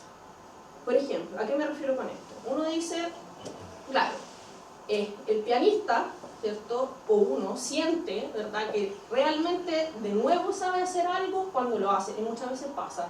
Uno dice, ay, ¿cómo era? En el baile pasa mucho. ¿Cómo era esto? Si lo piensas no te sale. Bueno, hazlo. Y cuando lo haces, o te acuerdas de la música y el cuerpo lo hace solo, ¿cierto? Ya, claramente eso es una manera, es la experiencia, lo que yo estoy sintiendo ahí, ¿cierto?, es una manera de acceder a mi conocimiento previo, que es ese tipo de experiencia, que en el fondo no excluye, ninguna de las otras cosas. Entonces, o sea, ¿cuál es la definición? ¿Dónde uno tira la línea para decir, ¿cierto? Sobre todo en este tipo de cosas, o sea, el cerebro está aquí adentro, ¿cierto? Perfecto. Pero el cerebro sí no tiene conexión con el periférico, no tiene la menor idea de lo que pasa allá afuera y no tiene datos para poder alimentarse. Entonces, independiente de que sea representación o no representación, hay cosas que pasan. Entonces, o sea, tienen una línea para separar lo que ocurre en términos fisiológicos reales, porque en el fondo tu respuesta es, ya, la memoria muscular probablemente esté, ¿cierto?, en la relación estable que se genera, ¿cierto?, entre, no sé, que la fibra está puesta en una cierta orientación y por ende las sinapsis se ordenan en esa cierta orientación y por lo tanto el neurotransmisor produce cierto aumento del metabolismo de la fibra, una cierta cosa, o sea, irnos básicamente a lo micromolecular, a lo estrictamente biológico. Y ahí están un montón de respuestas. Entonces, ahí mi dificultad es dónde ustedes tiran las líneas para poder decir este tipo de explicaciones es el fenómeno que yo estoy viendo y el otro es la explicación del fenómeno, que es un poco lo que dices tú, que es lo que tiene que estar diciendo él. Entonces dice, claro, yo podría decir que hay un montón de cosas que son el funcionamiento de la máquina, ¿cierto? Periféricos. De aquí para abajo son interacciones, ¿cierto?, entre fibra, entre células, entre cosas que hacen plasticidad neuronal. A la neurona tiene más o menos pata, escupe más o menos neurotransmisor. Y eso no es mi fenómeno de cognición, ¿cierto? Porque mi fenómeno de cognición es cuando a mí me pasa algo aquí. O sea, yo lo veo así, yo veo esta pelea de esta manera, ¿cierto? Y en el fondo es, claro, cuando uno quiere hacer cosas corporizadas, dice, no, el último aumento de la última pata, de la última neurona, ¿cierto?, que a mí me hace que mi contracción muscular sea más fuerte o más débil respecto de lo que siento, es parte o no parte de mi fenómeno cognitivo en ese minuto. Es algo así, ¿cierto? O sea, por cómo yo lo veo, termina siendo más bien, más que un discurso como cualitativo per se, un discurso de hasta qué tipo de nivel tú lo consideras parte de la cognición, ¿cierto? Y de qué nivel para abajo en realidad es como mecanismo de tu conexión. Y ahí es como que, sinceramente, será que soy muy bióloga para mis cosas, ahí me pierdo. O sea, para mí esa frontera es algo que siempre me ocurre que tengo dudas de que si esa frontera no se puede definir en algún sentido, este tipo de no sé si se puede enzanjar este tipo de... ¿Y si fuera a la vez fenómeno y cognición al mismo tiempo? A mí, yo no tengo ningún problema, pero para mí eso es esa respuesta, si es fenómeno y cognición al mismo tiempo, pero si no se zanja eso, ¿cómo pueden solucionar la discusión? Básicamente, ¿se puede? ¿Se ha hecho? No lo ha dicho nunca nadie. Es que yo sospecho que el tema es empírico, que no es teórico, que no es un problema de definición. Y se me ocurre una manera, y yo creo que de hecho no se ha resuelto, o sea, nunca que yo conozca, y lo hemos discutido un poco, nunca ha habido un experimento crucial que demuestre la tesis enactiva o que demuestre que es mucho más fácil de explicar de una manera que la otra. Y es muy parecido a lo que pasa con el ADN. Hay mucha gente que está este discurso que en el ADN está la información genética del desarrollo de un bicho, ¿cierto? Y muchos pensadores, biólogos, filósofos han dicho, oye, pero el ADN no puede hacer nada sin el citoplasma. Igual que el cerebro no puede hacer nada sin el cuerpo, no puede hacer. Entonces, y hay toda una tesis que se llama de paridad explicativa, es decir, el ADN explica tanto el fenotipo como el citoplasma, como las proteínas, como el... Pero hay un experimento crucial que hace la naturaleza. Resulta que el papá, en el cigoto, entrega una molécula de ADN y la mamá entrega todo un citoplasma complejísimo de billones de células, hace todo. Y resulta que los hijos no se parecen más a las mamás que a los papás. De hecho, se parecen igual. ¿Se fijan? Es un súper fuerte argumento en contra de esta idea de la paridad epistémica. Pero tiene un ADN mitocondrial que viene de la mamá. Sí, pues. Y pese a todo eso, los niños se parecen tanto a los papás como a las mamás, siendo que la mamá entrega infinitamente más moléculas y todo. Lo único que hace el papá es entregar unas moléculas de ADN. Y ese es el argumento más, a mi gusto, más destructor de la idea de la paridad explicativa en el ADN. Entonces, ¿qué es lo que deberíamos tener, yo creo, para resolver este problema en nuestros problemas? Trasplante de cerebro. ¿Ya? Si tú le trasplantas el cerebro a Claudia Raúl, no sé, y se lo pone a una persona y esa persona fuera capaz de tocar piano, se acaba el problema, ¿cierto? O sea, tocar piano no tiene nada que ver. Listo, se acaba. Una persona nunca había sabido tocar piano, le ponía un cerebro a Claudia Raúl y se sienta al piano y toca, ¿cierto? Entonces te fijas que ese experimento mental que propongo es para decir, mira, el problema es empírico. Lo que pasa es que no tenemos la capacidad de hacer ese tipo de cosas. Pero si fuera así, el problema no es concertante. Es cosa de hacer un experimento de ese nivel y ya se acaba el problema. Pero eso no resuelve el problema. Yo creo que sí. No, porque en el fondo el cerebro igual tiene representaciones, pero esas representaciones están calibradas para un cuerpo. Entonces, obviamente, si tú le cambias el cuerpo, no va automáticamente, aunque tú conectaras y todas las neuronas, igual no lo va a hacer, porque la musculatura requiere otros voltajes para hacer actividad. Pero tú estás diciendo que no va a ocurrir, pero imagínate que ocurre. Es que no puede ocurrir. Que es ahí tú lo que pasa. No, porque hay cosas que sí sabemos del sistema periférico, sabemos que no es igual y que los voltajes que se utilizan y la musculatura, la cantidad de fibras por neurona no es igual en cada persona, eso lo sabemos. Ya, pero si ocurriera, estaría de acuerdo que sí resolvería el problema y diríamos error, y sabemos el activismo también, no tiene nada que ver con el sistema nervioso periférico. Pero hay un experimento parecido que hizo un japonés con ratones o ratas y que les insertó recuerdos que no tenían. ¿Recuerdos procedimentales? O... Sí, por supuesto, de la reacción que tenían frente al aroma de un gato. Entonces tenía ratas, no me acuerdo cómo se llama el científico, habían sido expuestas sistemáticamente a un gato. Y al olor y a un montón de cosas. Entonces cada vez que experimentaban alguna cosa relacionada con el gato, se activaban los centros, no sé, de la amígdala, del miedo y una reacción motriz que le hacía escapar a la rata, ya había experimentado. Entonces analizaron los cerebros de esas ratas y estimularon las mismas neuronas en otras ratas que no habían experimentado jamás al gato o su olor o su presencia o algo y reaccionaban de la misma manera. Inception. Claro. Justo viene un gato ahí, un gato negro.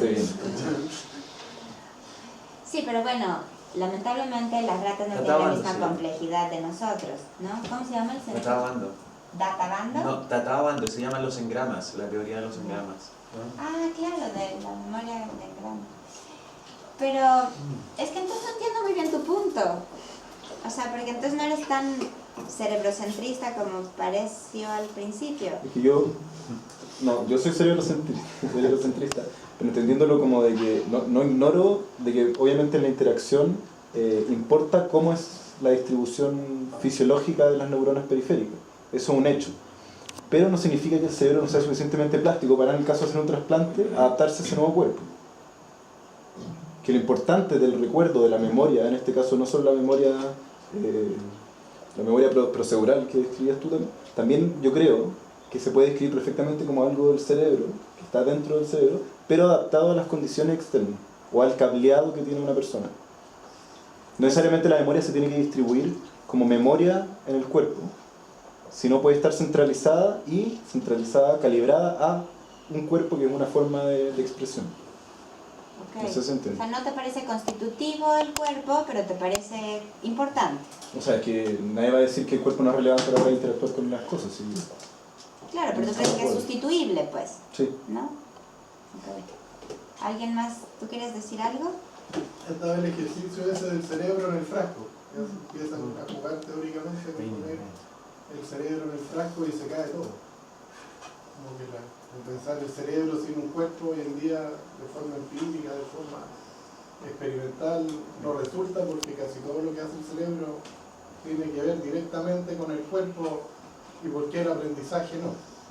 Porque el aprendizaje, pues las teorizaciones y los sentimientos epistémicos y diferentes conductas que tenemos en un espacio mental no corpóreo van a estar necesariamente no relacionadas con ese cuerpo y uno podría hacer como la ingeniería reversa, como desde nuestro cuerpo llegamos a ciertas definiciones más conceptuales, por ejemplo, lo que se hace en geometría, en análisis numérico, y una serie de elementos que los tenemos en una esfera muy mentalizada, pero que de alguna manera tienen un reflejo de una historia evolutiva, de un desarrollo que también es corporal. Pero igual hay que tener, hay que hacer distinciones también con el concepto de conocer, realmente tal.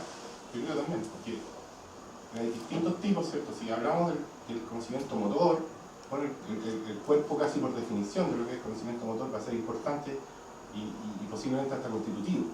Bueno, si no hay cuerpo, ¿dónde está lo motor? Bueno, sí, en ese caso. Pero si el mensaje de la teoría corporizada es que el cuerpo importa, entonces los trasplantes no te dicen nada, te dicen casi lo mismo. Dice, tú pones un cerebro, se lo pongo en este tipo, ¿por qué no toca piano? Porque el cuerpo tiene un reconocimiento. O sea, el cuerpo importa mucho. O sea, si trasplanta el cerebro y el tipo no toca el piano, y el cerebro es un tipo que sabe piano, es porque el cuerpo sabía otras cosas. Este cuerpo sabe otras cosas y lo impone. O sea, si el mensaje es que el cuerpo importa, y cuando estamos hablando de conocimiento procedimental y práctico, bueno, sí, y en cualquier caso. Pero por ejemplo, el conocimiento meramente experiencial, vivencial, que tú sabes lo que te está pasando internamente. Episódico. No, o a Juan, tú sabes lo que, especialmente tú sabes lo que te está pasando. Bueno, eso no es, probablemente, al menos filosóficamente, eso me gusta pensar, sí, a un lado empírico, porque bueno, no hay mucha tecnología para hacer nada en ese plano, pero en principio filosóficamente, un cerebro funcionando está en un estado epistémico donde sabes lo que te está pasando. Sabes que no puedes mover nada, sabes que no sientes nada, y estás en ese estado epistémico. Y las especies que no tienen cerebro no pueden conocer. Es plausible. Pues es que yo creo que ahí sí depende de qué tanto te comprometas, ¿no? O sea, yo sí considero constitutivo al cuerpo para el conocer, ¿no? Obviamente yo también tendría esta distinción, que es la que también se toma aquí, pero es que en el sentimiento epistémico no puedes quitar al cuerpo, ¿no? O sea, como que el sentimiento epistémico no puedes pensar que solamente es a partir de una forma de memoria declarativa, quizá más holística, que tenga únicamente la corteza, que tenga únicamente el cerebro, ¿no? O sea, yo justo el sentimiento, el sentir, es una cuestión muy corpórea, ¿no? O sea, que tiene que ver con sistema nervioso autónomo, ¿no? O sea, que tiene que ver también con quién sabe qué está pasando en el estómago, en el colon, o sea, como que también es eso, o sea, yo le echo muchas porras al sistema nervioso periférico, pero, híjole, también hay que ver un montón de otras cosas que hay, ¿no? O sea, tenemos un aparato digestivo allá adentro, tenemos un sistema endocrino por todas partes, ¿no? O sea, entonces, pues toda la parte neurovegetativa tiene súper interesante, lo que es que justo, o sea, en este cerebrocentrismo en el que hemos caído, en esta idea justo también como muy neurocentrista, ¿no? Hasta cuando ves las neuronas, pues ves que es un nicho neuronal y que la neurona,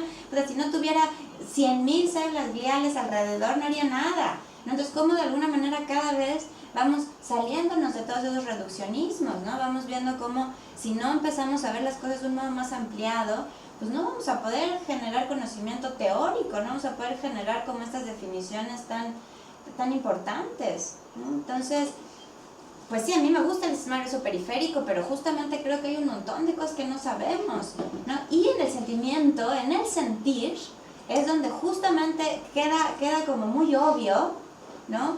Que necesitamos un cuerpo, necesitamos un sistema endócrino, necesitamos vísceras, necesitamos todo eso para que tengas todo este sentimiento de saber cómo, ¿no? Que claro que también necesitamos un cerebro, pero que claro que también necesitamos un cuerpo y unas vísceras, y, ¿no? Como que, y yo sí creo que eso es constitutivo de la experiencia fenomenológica de sentir epistémicamente. Es una propiedad emergente entonces, una sinergia entre todo lo que permite la experiencia al final.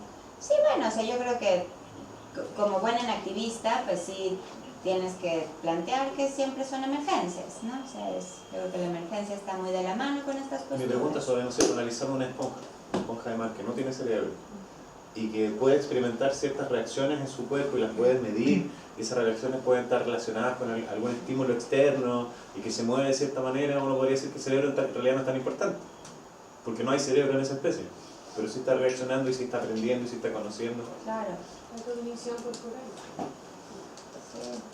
Sí, o sea, es que también es eso, nos vamos como al debate de qué es cognición, ¿no? Una célula tiene cognición, ¿no? Si se va por el gradiente de azúcar o no, ¿no? O sea, pero yo creo que hablando en primates humanos, ¿no? O sea, creo que sí, el cuerpo es constitutivo de un sentimiento epistémico práctico.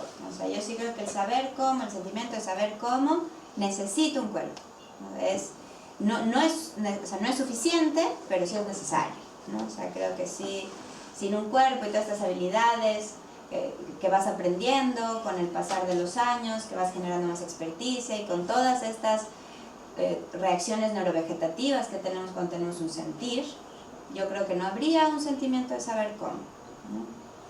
Una persona, si se hiciera un experimento y se cortara la cola real y no solo teórico. La médula espinal, Sí. ok. La médula espinal.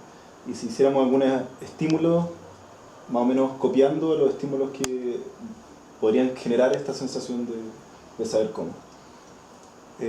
¿Tú crees que se podría reproducir? Creo que se podría reproducir, pero sería muy pobre. Creo que no sería la experiencia fenoménica con la riqueza que tendría si tienes un cuerpo y si tienes vísceras y si tienes un nervio vagal por todas partes.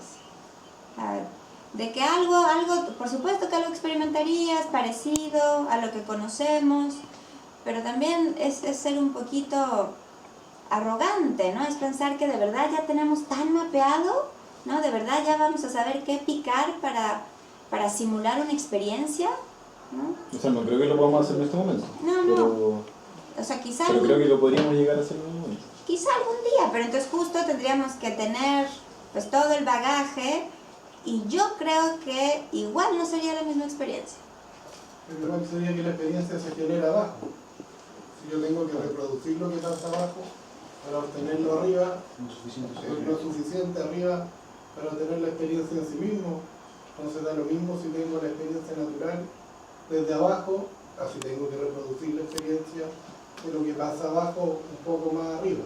No, porque tú le estás dando un input, pero el que genera la experiencia sigue siendo lo central, porque el cerebro. O sea, esa es la gracia.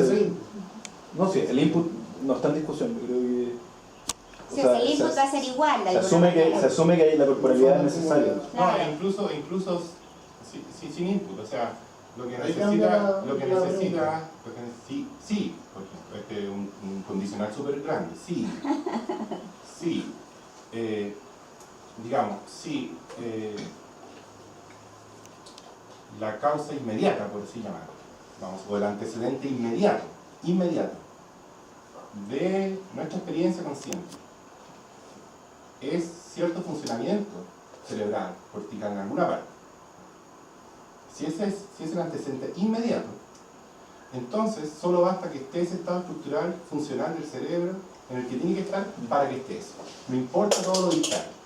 O sea, todo lo distal tú se lo puedes dar. ¿Ya? Y se lo puedes dar, por ejemplo, reemplazando toda la corporalidad, ¿ya? Y alimentando con input, que no son un cuerpo, pero reproduciendo exactamente la misma interacción, el famoso cerebro en la cueva, ya.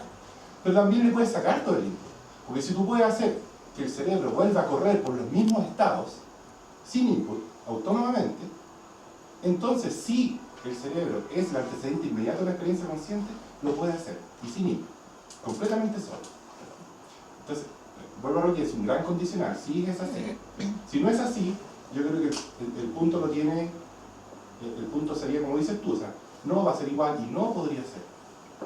Pero es que todavía está abierto eso. Entonces lo que a mí me pasa es que a veces la forma como el movimiento corporizado pone la tesis, la pone más allá de lo necesario, la pone como un principio filosófico. No puede haber conocimiento, no podría haber experiencia si no hay cuerpo. Yo creo que no, yo creo que cuando hay el cuerpo, cuando está todo eso, bueno, investigar empíricamente qué es lo que todo eso trae, ¿no? O sea, si hubiese un cuerpo con 1000 patas, bueno, investigar las 1000 patas. Con 10 canales, 20 canales sensoriales, a investigarlos todos. Eso está fuera de discusión. Pero eso no alcanza a poner como principio, ¿no? Filosófico, conceptualmente, de que no puede haber cognición, estado epistémico, experiencia, sentimiento, si no está eso. Creo que ahí hay un gasto conceptual, como yo lo veo, claro.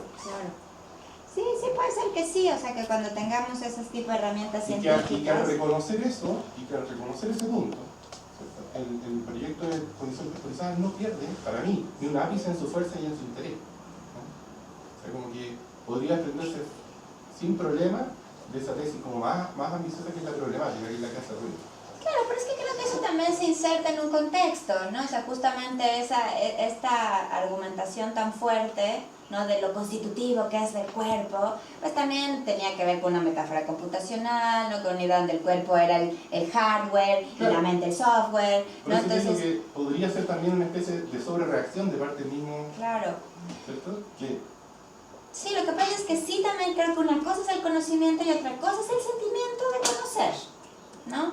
Y siento que en el sentimiento de conocer el cuerpo es mucho más constitutivo. O sea, porque puedo estar contigo, yo puedo perder mi cuerpo y seguir teniendo conocimiento y resolver un montón de operaciones algorítmicas, aritméticas, y hacer una novela, ¿no?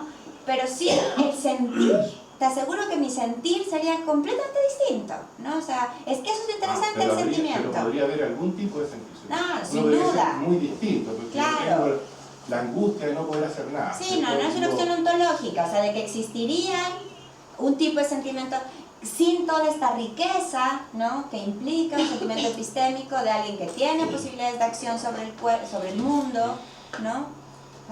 Yo creo que sería como eso, como las distintas qualias, o sea, de que habrían qualias, ¿no? Pero sería muy distinta esa qualia. Una cosa es decir que la remoción del cuerpo cambiaría drásticamente, cualitativamente, el contenido de los qualias, y otra cosa es decir que no lo habría. No, pero hay otra variable, no solamente la riqueza de la experiencia, sino la eficiencia. Porque o sea, la perspectiva más adaptacionista plantea que estos sentimientos epistémicos son estrategias metacognitivas para guiar nuestra conducta, ¿cierto? Cuando uno siente que sabe, lo hace, cuando siente que no sabe, no lo hace, ¿cierto? Y eso te libera de peligro, ese es como el supuesto que hay.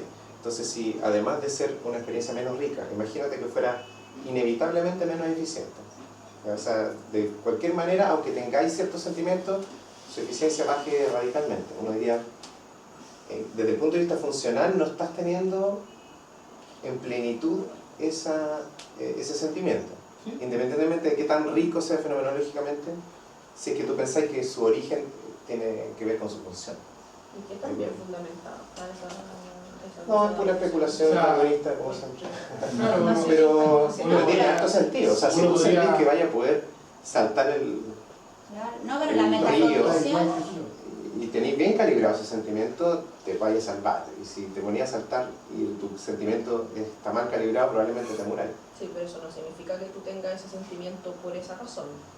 Es la consecuencia de que estoy viva tan bien calibrado. No, pero la metacognición, o sea, las formas de automonitoreo y control del cuerpo y de la mente están súper legitimados. O sea, la metacognición, hay ríos de tinta. Estoy diciendo que esa sea la razón del por qué uno lo tiene, que es otra cosa. Claro. Estoy molestando el adaptacionismo en ese sentido. O sea, que yo me pase algo y que eso tenga como efecto que vivo o muero, no significa que el hecho que yo vivo o muera con eso es la razón por la cual lo tengo. Claro, por más precario sea el estado. Sí, claro. Que depende si es una adaptación biológica o una adaptación social.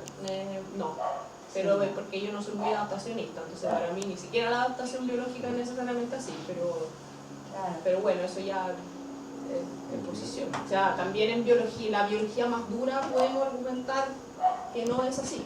O sea, que muchas cosas se vuelven adaptadas, o sea, tienen un uso, pero que en realidad el surgir de eso es porque uno las tiene por otra razón. Que eso no es la razón de por qué surge. Surge por una mutación, sí. Por una mutación y no solo por el azar, pueden ser epifenómenos de otras cosas. En la biología del desarrollo se ve bastante de que hay ciertos efectos son como resultado de una cosa previa y que terminan teniendo una interacción que antes no existía y eso efectivamente tiene un efecto, pero no es la razón del por qué uno lo tiene. Yo he escuchado que ese fenómeno lo he escuchado llamarse exaptación. No sé si sí, claro. Eso se refiere. Claro, como lo plantean los adaptacionistas, es así, los sentimientos tienen el objetivo de lidiar con la incertidumbre del mundo en general. Y los sentimientos epistémicos tienen el sentido de lidiar con la incertidumbre de tu propia mente.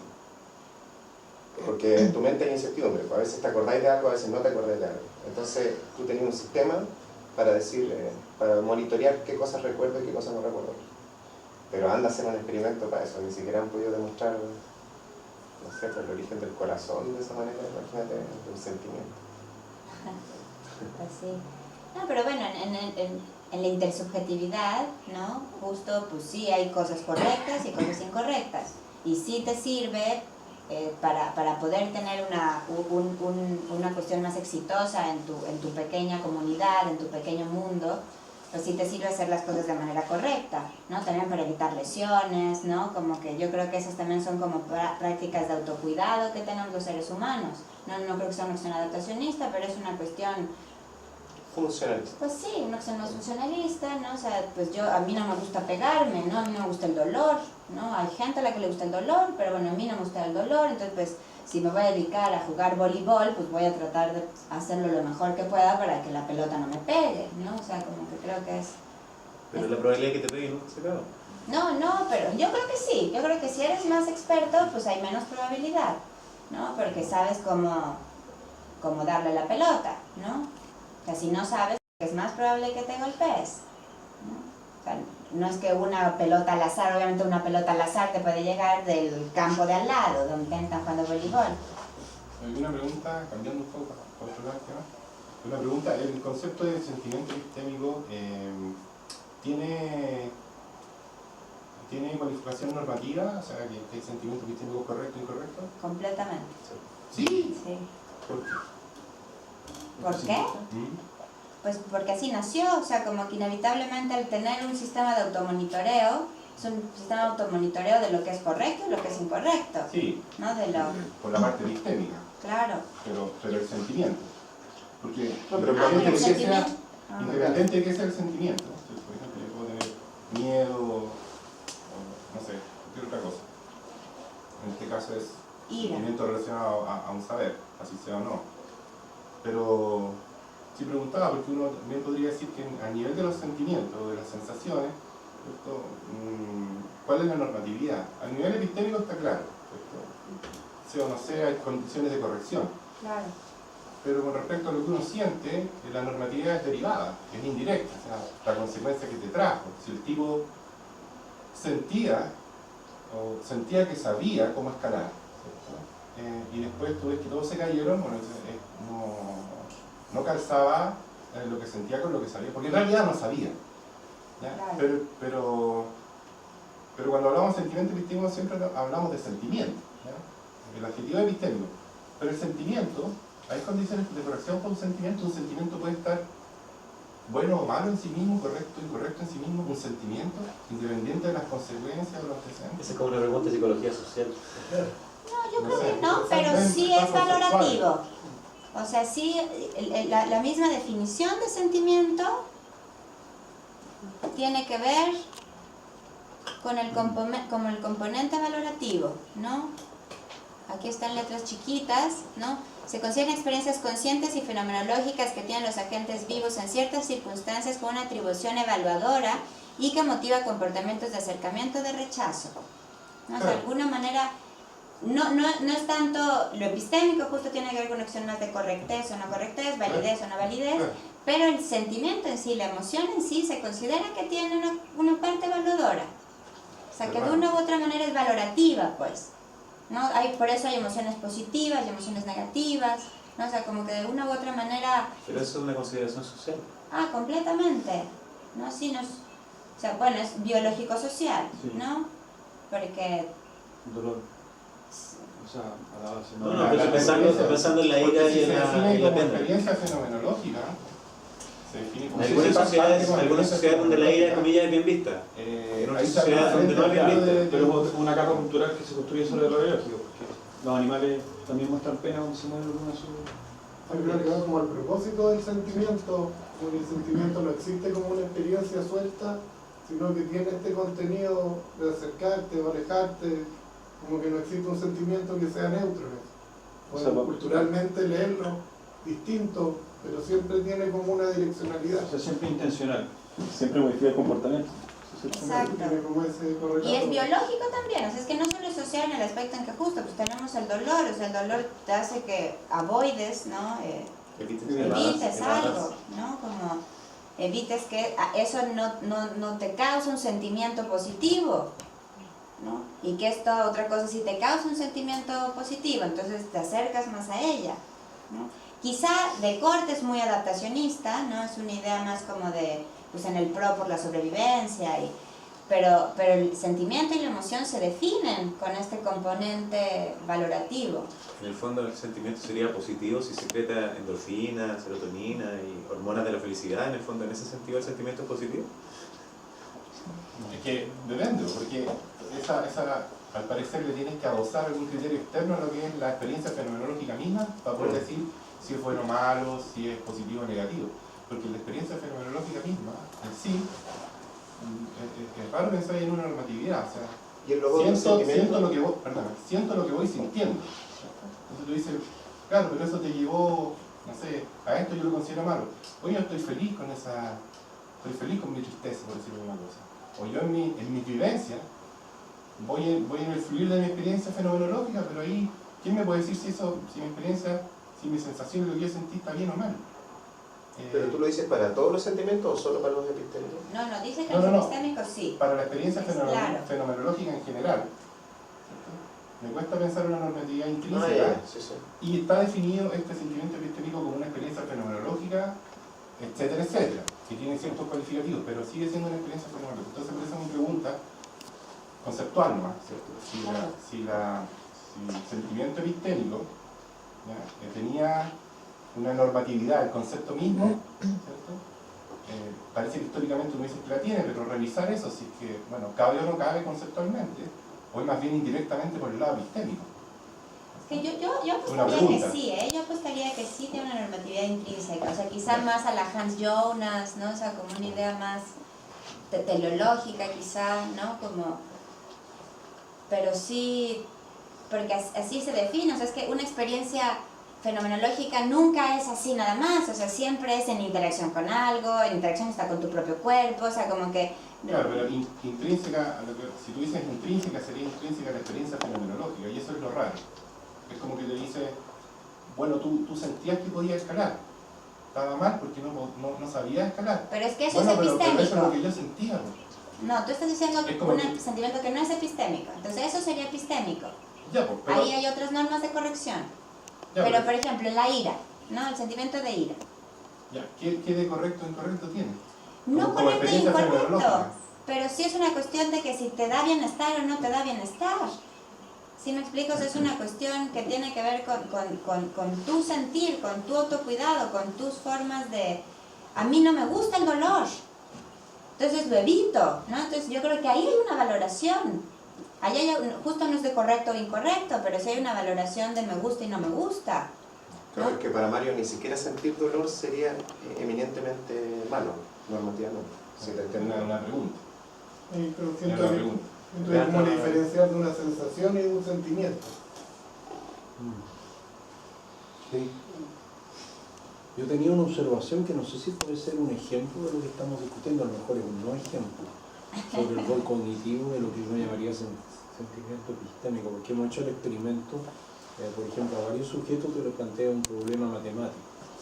Entonces, eventualmente lo exploran y lo resuelven, eventualmente en un marco que es totalmente, por ejemplo, aritmético y algebraico. Entonces se observa que algunos sujetos tienen una más bien anestesia emocional, no hay mayor reacción, otros están felices, tienen un sentimiento, digamos, epistémico del logro, etc. Y hay otros sujetos que eventualmente se sienten una incomodidad visceral. Hay algo que no anda y que no les gusta, y eventualmente es el hecho que están como confinados en un dominio. Entonces, eventualmente, el ser consciente o asumir esa sensación de desagrado gatilla, por ejemplo, una metaforización, en que se salen de ese dominio y descubren un montón de cosas que los otros no vieron. Ahora, ¿cómo se interpretaría eso en términos normativos? Que parece que ahí hay como sentimientos epistémicos, que es como que alguien está contento con lo que hizo, o siente un sentimiento positivo de haber descubierto algo, y otro frente a lo mismo tiene una reacción de incomodidad. No sé si tú lo ves, que eso podría ser como material. ¿Pero se considera un sentimiento epistémico como retrospectiva, como un supo? ¿Se considera sentimiento epistémico?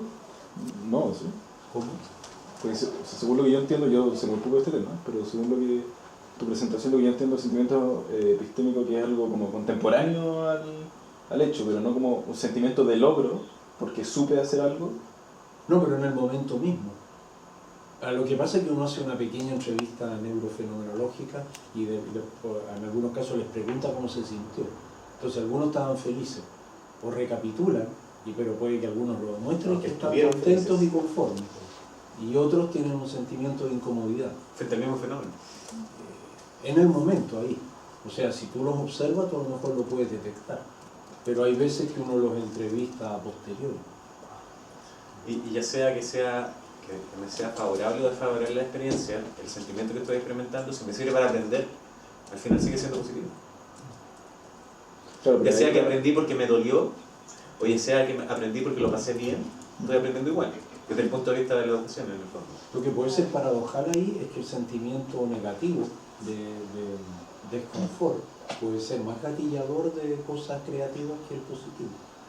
Es que ahí dependería si es que uno no analiza si es que te produce bienestar en el momento del sentimiento, o sea, si tú lo consideras positivo o negativo como de felicidad, pero otra cosa sería analizar si es correcto o no en base a la consecuencia, que suena como lógico, pero al mismo tiempo siempre tiene ese problema de que en retrospectiva se hace ese juicio, uno no puede hacer ese juicio en el momento.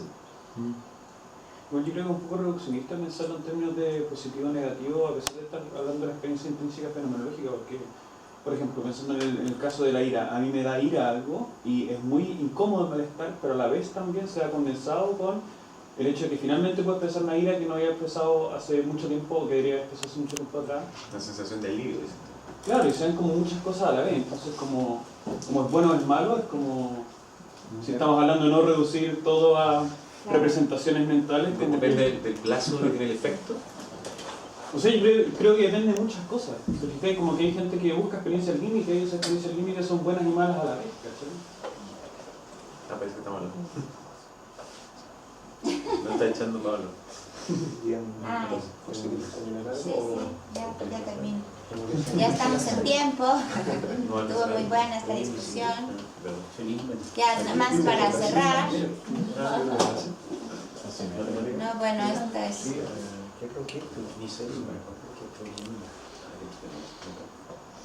Bueno, como solo para cerrar, ¿no? Como curiosamente era justo la pregunta que hiciste, empezó esto.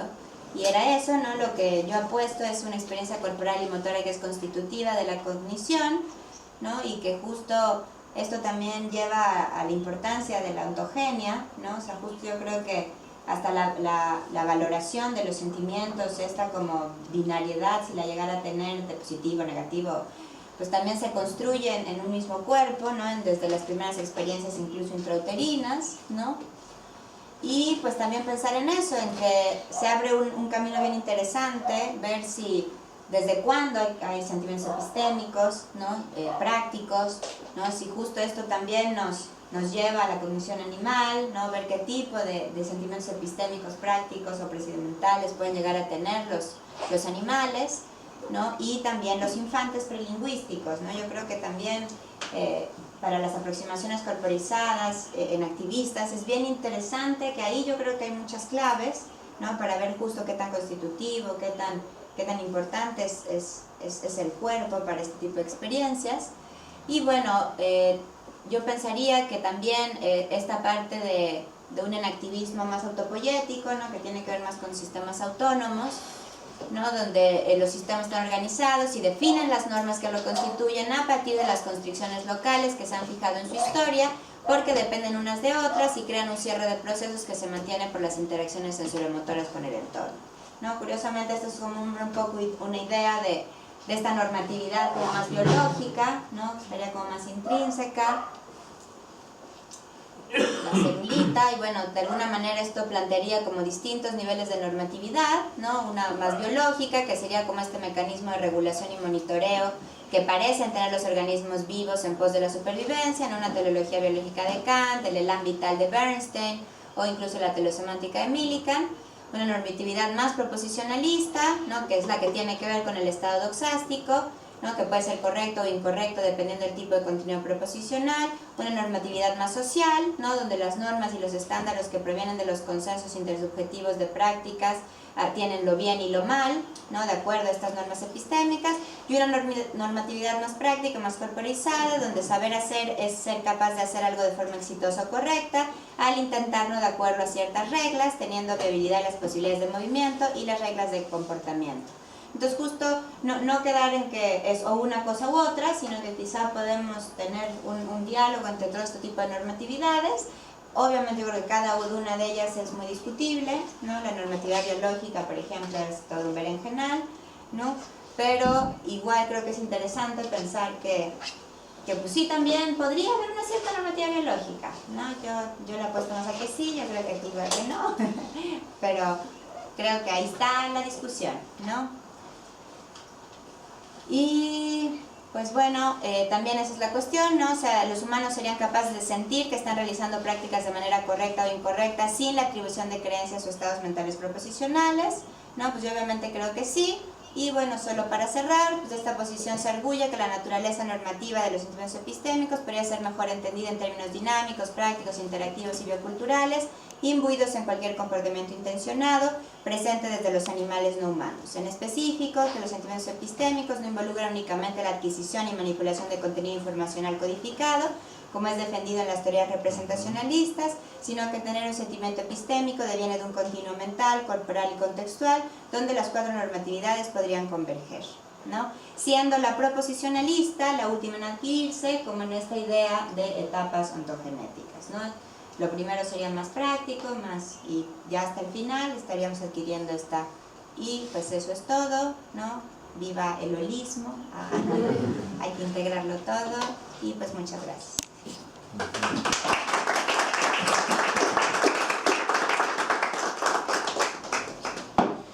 Muy bien, creo que ya me preguntas. No, todavía quedan unos minutos, termina tan rápido. Listo. Ok, como 3 minutos. ¿Algún comentario? Yo quiero saber si tienen algún escrito, algún documento al cual acceder para leer más. Sí, tengo uno en una revista que se llama Scientia Studia. Si quieres, mándame tu correo y te lo mando. Y otro que está en ciernes, que ya acabaremos con él. Yo te quiero preguntar como si es que en esta reflexión también se investiga sobre los sentimientos epistémicos, el saber que sé, ¿cómo era? Como el know-how, saber que know-how. Y si hay como un estudio sobre la ontogenia de esa sensación, de ese sentimiento, como cómo parte, de dónde parte, como está súper nebulosa, pero... Claro, no, yo creo que no lo hay, ¿eh? No, la ontogenia no ha sido nada invitada a esta discusión.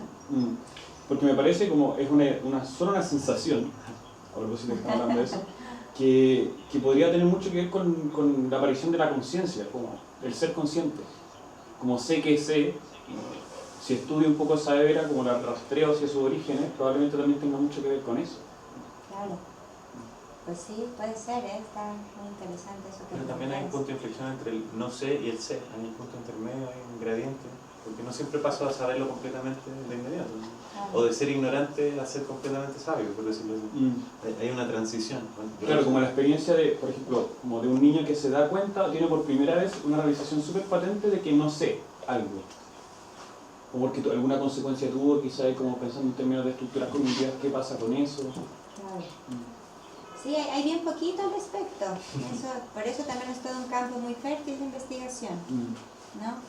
Sí, yo creo que es súper importante meter la ontogenia, ¿no? O sea que, porque aparte, sobre todo en lo práctico, ¿no? Pues es lo primero que hace un bebé, ¿no? Aprende habilidades sensoriomotoras, claro, ¿no? Y justo mucho después las habilidades de saber qué. Entonces también sería interesante para dar más fundamento a esta idea, ¿no? Son las discusiones normales que tenemos en la sala.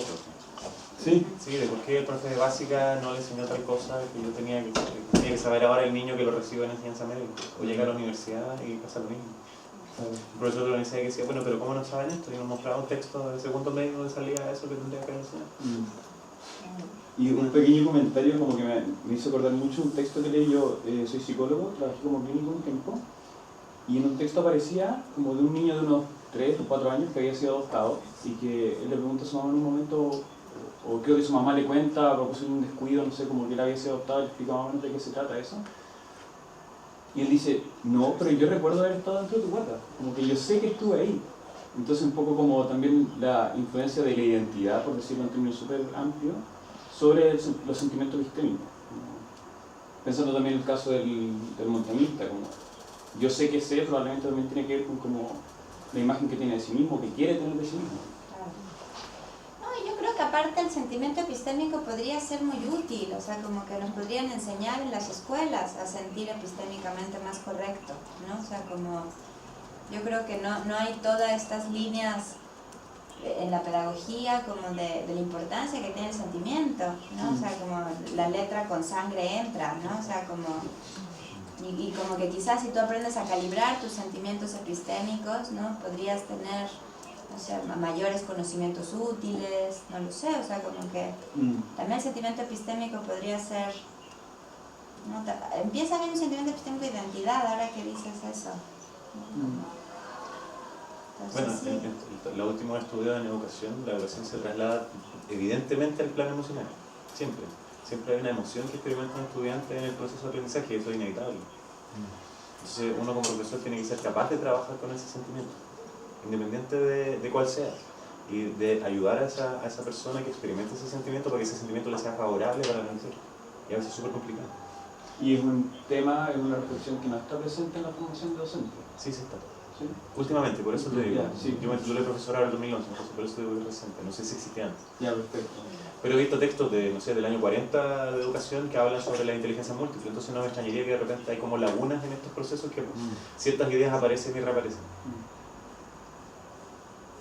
También aportar algo de pedagogía, que bueno, no sé, no he estudiado pedagogía de forma formal, pero sí no informal, soy traductor intérprete, el idioma, la comunicación, que iba mucho en las emociones que estamos hablando. En pedagogía es increíble que dentro de nuestro salón de clases, se lo entiende, hay una infinidad de caracteres, de sentimientos, y es increíble que no lo podemos reconocer, a veces ni nosotros mismos. Entonces queremos que el chico no pelee, que el chico se comparte de una manera, pero si ni siquiera a veces nosotros podemos reconocer nuestros propios sentimientos.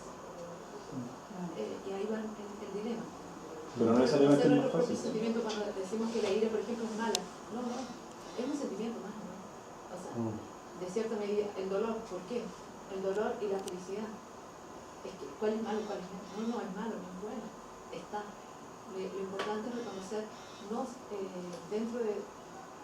Ese está enojado. No está enojado, quizás está dolido, tiene un dolor, pero no lo reconocemos. Ahí lo holístico, cuando dice somos seres completos. La diferencia entre la desconexión entre lo que se siente y lo que se expresa. Hay códigos sociales que en el fondo, bueno, en estas circunstancias mejor no voy a mostrar mi malestar, voy a mostrarme una sonrisa. Porque en el contexto sería más conveniente para mí mostrar la sonrisa que mostrar el malestar. O al revés, quizá en un contexto sea más conveniente mostrar el malestar a pesar de que esté contento por dentro. No sé. Y eso se ve en esa clase y es un método o motivo para investigar también. Que debería ser. Hay fenómenos de desconfiguración donde todo se desordena y al final una mezcla que hace reaccionar al niño, digamos, o a una persona de manera violenta. ¿Me estás preguntando? Sí. A ver, no entendí la pregunta. Hay fenómenos de desconfiguración de nuestro sistema mental. Sí, sin duda. Sí, pues por ejemplo el estrés postraumático, ¿no? O sea, ese tipo de fenómenos que justo pues, pueden llegar a romper con un montón de líneas cognitivas que ya estaban desarrolladas, ¿no? O sea, como... O al revés, el trastorno obsesivo compulsivo, de la excesiva curiosidad. Ahora sí, estamos en la hora. Muchas gracias por venir, muchas gracias Jimena por la charla. Estén atentos para que nos volvamos a reunir en el próximo mes y también las otras actividades. No sé si todos están en correos. O sea, le llegan correos o se enteraron por Facebook. Los que no les llegan correos, si quieren que les lleguen correos, que es más seguro que les lleguen las invitaciones, le pueden dejar por favor el correo a Patricia. Sí. Más seguro, porque Facebook a veces pasa y uno no se da cuenta y ya no hay correo. Ya, pues. Gracias.